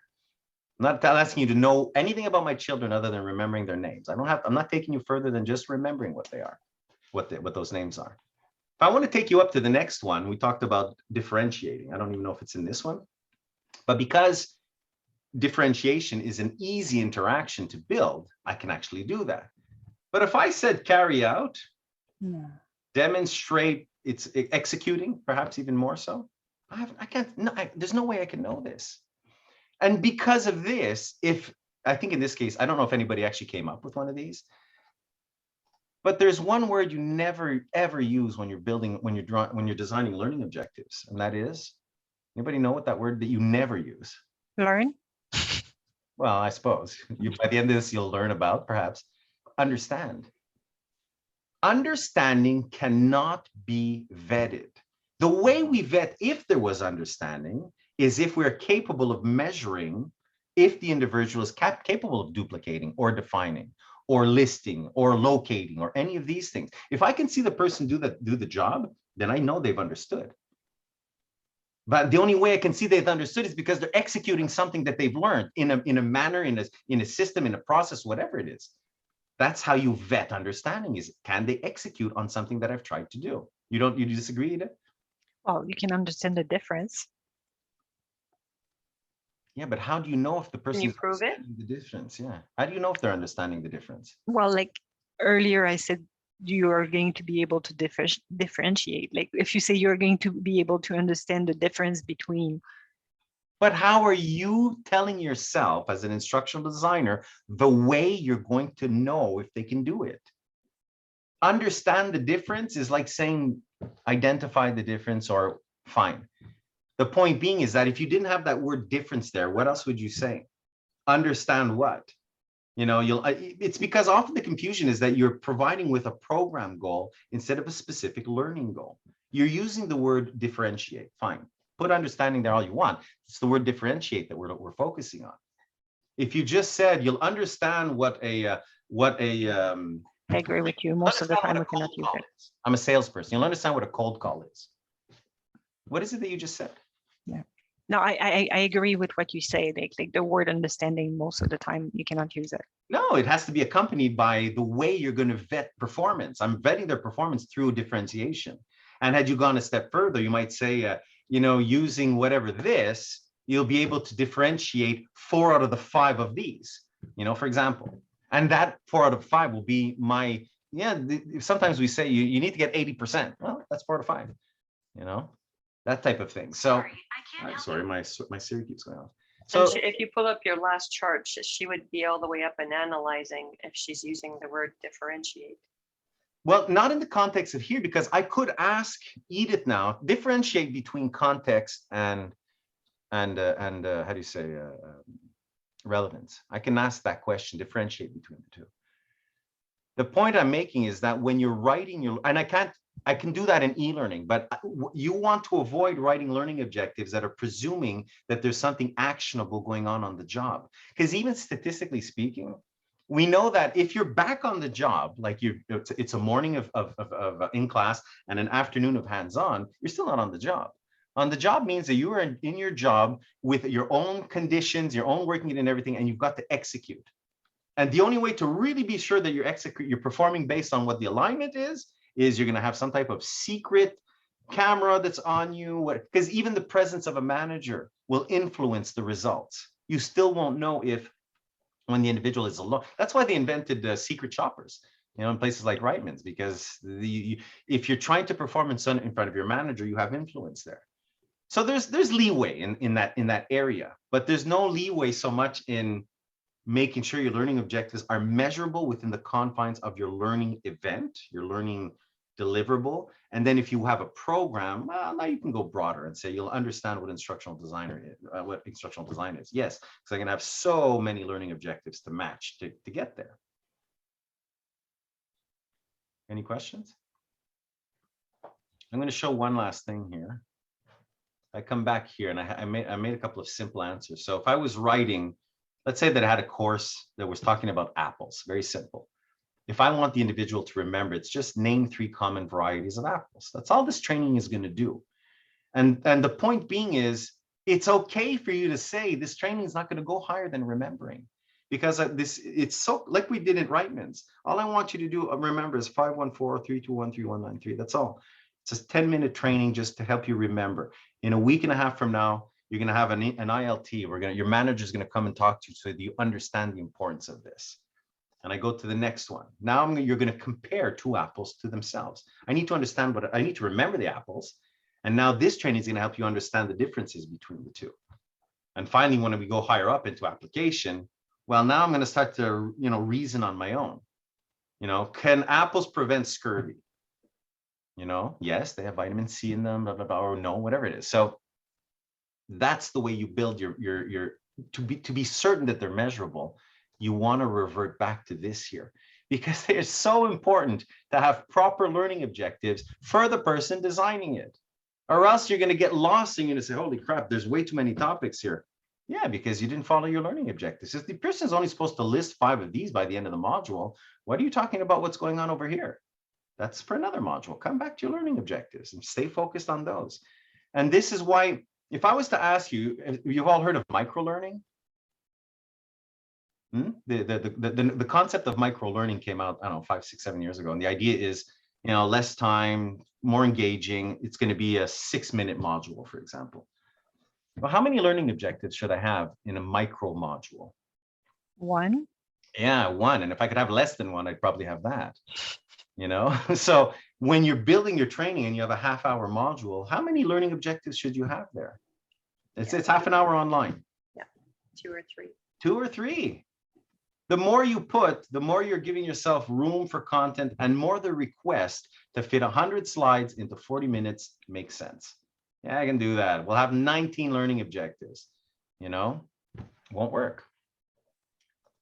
We're coming up on 12 o'clock. The essence of what I wanted to talk about, I have delivered. Do you want to pursue for 10 more minutes? Okay, well, if anybody wants to leave, you're welcome to leave. Thank you for assisting. There's just a few more slides that I want to show you. And like I said, if you need to chime out, no problem at all.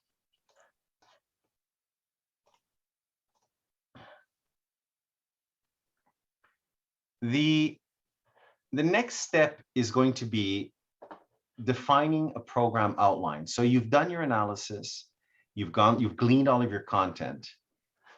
This is the portion, the program outline, that a lot of people will skip. Now, the idea of a program outline is that you're going to be presenting which content you're treating and what is the pedagogical or educational treatment you're going to be applying on it. So in other words, it's the sequence of activities, of content, whatever it is that you're going to be presenting, and the way you're going to handle it. And let me show you an actual outline here. So this is for, I don't even remember which course this is. Oh, I took it off. I think this is for a Via Rail course. So you'll notice that this thing is basically a page long, not much more than that. It's all on screen here. And after we've gleaned the content, we've done the analysis, we have everything in hand. We haven't started designing the content yet, but we know everything we want to talk to. We've taken out the golden nuggets and so forth.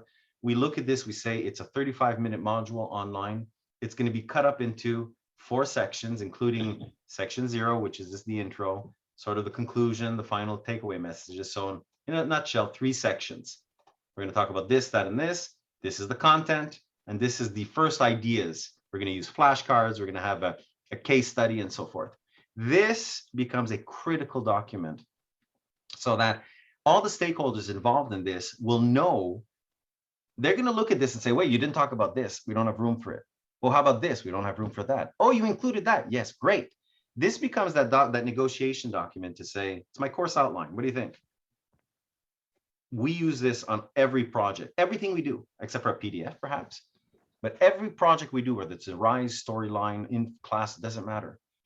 Because this is going to show your stakeholders, it's your pre-blueprint that shows everybody, this is what we're building. Am I missing anything critical inside of here? We estimate this to be 30 minutes of content. And that becomes your negotiating piece. Now, in our process, we have an unlimited number of iterations around this. When we get to the design document phase and the how do you say, the storyboard phase, we limit it to 2 or 3 iterations, otherwise the projects never end. But this, you have to do it as many times as required so that everybody agrees this is the content we're talking about in this project. Any questions? Okay, I can send all of these documents to you afterwards if you would like. No, we're not going to do that activity. The design document, I'm going to show you one as well. So it basically is a detail of the entire course. And I'll put up on screen here everything that it's going to include. So it'll have your performance objectives or your learning objectives, you know, the screen, the on-screen content, the trainer notes, the interactions, the assessments, everything. So this becomes your official blueprint of the house. And this, like I said, is a very, very critical piece to nail down. And usually if you want to have some control over this, you need to know in advance who's going to be vetting this, and you'll see, you're welcome to the C-Learning module on whatever procedures for instructions on how to navigate. And you now read through this. You've got some sort of pre-screenshots, notes to the production team on how they're going to produce it. And so all the important stakeholders now get into this document and they start commenting. Like here, it's written, split this on 2 slides, for example. Everyone is noted, the title is there, et cetera, et cetera. Now, when we're doing this, sometimes they say, we're going to have to validate this with the VP of training, for example. And we say, well, don't get the VP involved everywhere. But when we're on our second version of it, get that one validated. Because the second version is you're pretty much final, and we're going to start capturing the minor details. So this is a design document for a RISE. I don't know if everybody's ever used RISE before. Storyline RISE. These are various technologies. I can show you examples after if we have a moment. This is a design document for a RISE e-module. And we have all of the pre-visuals that are on screen, and it just goes through down and down and down. It's pretty straightforward, but you're supposed to be able to read this as though it's a nice story. You know, it shouldn't be bullet points. There should be nice segues from one slide to the other, conversational tone, you know, relevance, context. All of this stuff is now it starts to be found inside of this version by the time it comes to that final blueprint and everybody says, yes, we love it.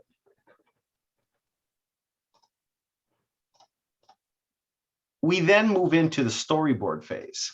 The idea of the storyboard really is to think about, if we were preparing a movie, how would we think about the storyboarding process? So I'll actually just bring a storyboard up on screen.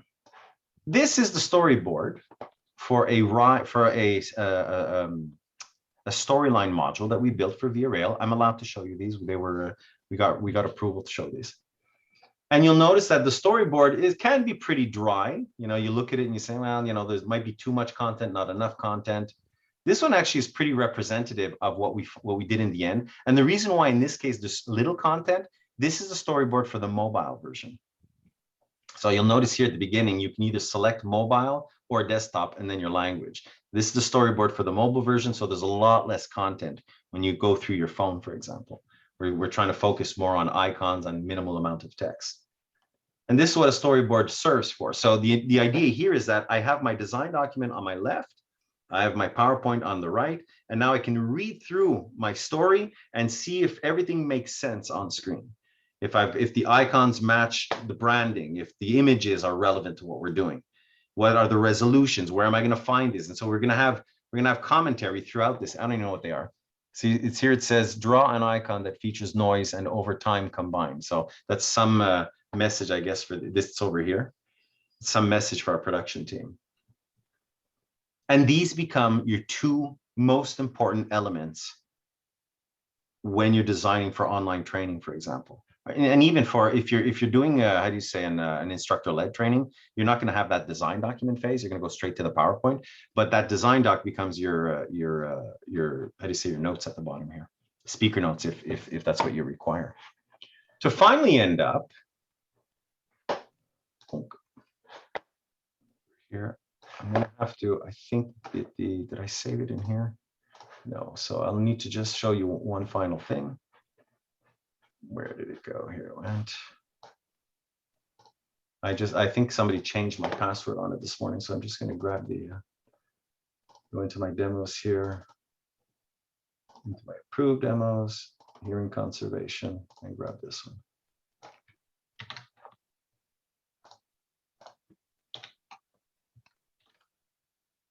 And this is going to be the final product. I'm going to just make sure that my share has the audio on it. Yes, it does. So I can come in here, I can choose English desktop, and this is the final result of everything we talked about. Welcome to this training activity entitled Hearing Conservation. This online training will provide you with an overview on hearing, hearing loss, and what actions you can take to help conserve your hearing. The duration of this training module is displayed on screen. So this much context and relevance to begin. Why you're here, how long it's going to last, things like that. Just a little bit to get people to tell them straight up, do I want to be here or not? Now, I don't think I have, they took the navigation off, but I'll just go through one or two slides. This training module features an audio component. Please be sure that your device is adequately set up to listen to the narration. The narration complements both the on-screen information and the activities. I'm going to pause this because I think I can actually go, oh, yeah, here we go. So I might go into when to replace earmuffs. If earmuffs are your hearing protection of choice, they are quite simple to wear properly to ensure optimal protection. Simply place the muffs so they surround your ears and prevent noise from entering your ear canal. I want you to pay attention to the words on screen and how they're synchronized to the audio. An important thing to keep in mind with earmuffs is that they do not last forever. They have a foam interior that can deteriorate over time, reducing their effectiveness. If you choose to wear earmuffs to protect your hearing, be sure to check periodically that the pad of the muffs is intact and in good shape. If not, replace them. So it gives you an idea. You see, the final result has to come and put everything inside, everything that we've talked about, from the branding to the context to the relevance to the look to the feel, everything, even to the synchronization of the text, you know, perfectly paced based on the narration that's going on there. I think that puts me to the end of my presentation. Let me just verify because I took it off screen here. Where did it go? Here it is.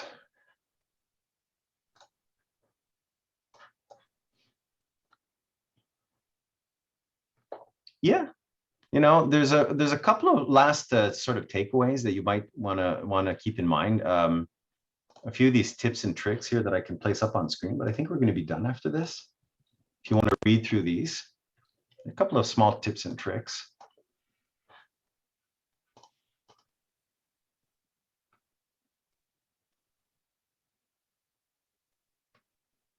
I'm going to show one more slide and then we're done.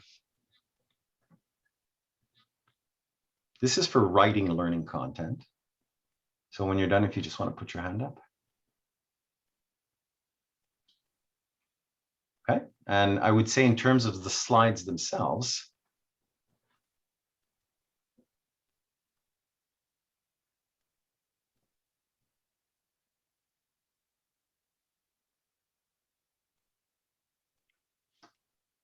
so if I asked you one thing, I'm not going to ask you about takeaways or any of that stuff. If you want to share them, I'd be pleased to hear if you had if you're walking away with anything. But in terms of the presentation that you saw, would you be capable of just maybe identifying one thing that was out of the ordinary in my slides? Did you put your hand up, Glenn? No, okay, sorry. I don't know if it's out of the ordinary, but the one thing that I liked is that everything was synced with what you were talking about. And so I'm not there reading 3 paragraphs worth of words. You just had some bullet points up and spoke to that, which is very beneficial. I believe to everybody that, you know, the audio learner and the visual learner can still get something out of this in sync with each other. So Yeah, thank you for saying that. That's absolutely right. It's only reinforcement messages. For a facilitator, it's helping me obviously do my job, but in online learning or what I'm doing here, they're just reinforcing my messages. Anything else? What about visually? I mean, visually, if I bring up my, I'll show this here. Clean and clean, there's not much. Well, okay, I'm going to bring this over. Yeah. So if I zoom out on this, you'll notice how colorful the slides are. First of all, I'm telling you up in advance, like I said at the beginning, all the places where you're going to need to interact. And I put quite a few of them. There is a principle. I don't think anybody here took my facilitation class, but there's a principle called the attention reset button. How am I certain that you guys are going to stay focused? Is I got to get you involved as much as I can all the time. So I'm already identifying the number of places where you're going to be needed to interact. I'm doing this predictably. If I'm presenting for 3 hours, I need to have at least 30 or 40 of these moments where I'm asking you to take part of the conversation. Visually, it's all over the place. And you'll notice I didn't present all of these slides. I didn't present this one. I didn't present this one, whatever. So there's no reason that I need to use the standard bland PowerPoint with bullets on screen. You know, look at this slide over here, this slide over here, you know, these slides over here. I'm trying, the idea is not that you remember the colors or anything like that. It's that I draw your attention back. Sometimes the color or the disposition on screen or any of these things helps on the what's known as the attention reset button, which is a way to get people to come back to your content on a regular basis. I have a whole other course based on that you know, might be something of interest at one point, but it's more about facilitation techniques to make sure that there's engagement all the time. You know, I'm done here. Are there any questions? Okay. Anything? No, it was very good. Thank you very much. Thank you, Sylvia. yes, thank you very much. Yeah, it was great. Thank you, Deb. If we're done, what I'm going to do is I will package this. Once we quit, it'll take about an hour and a half to generate the video. Actually, I'll stop the recording right now.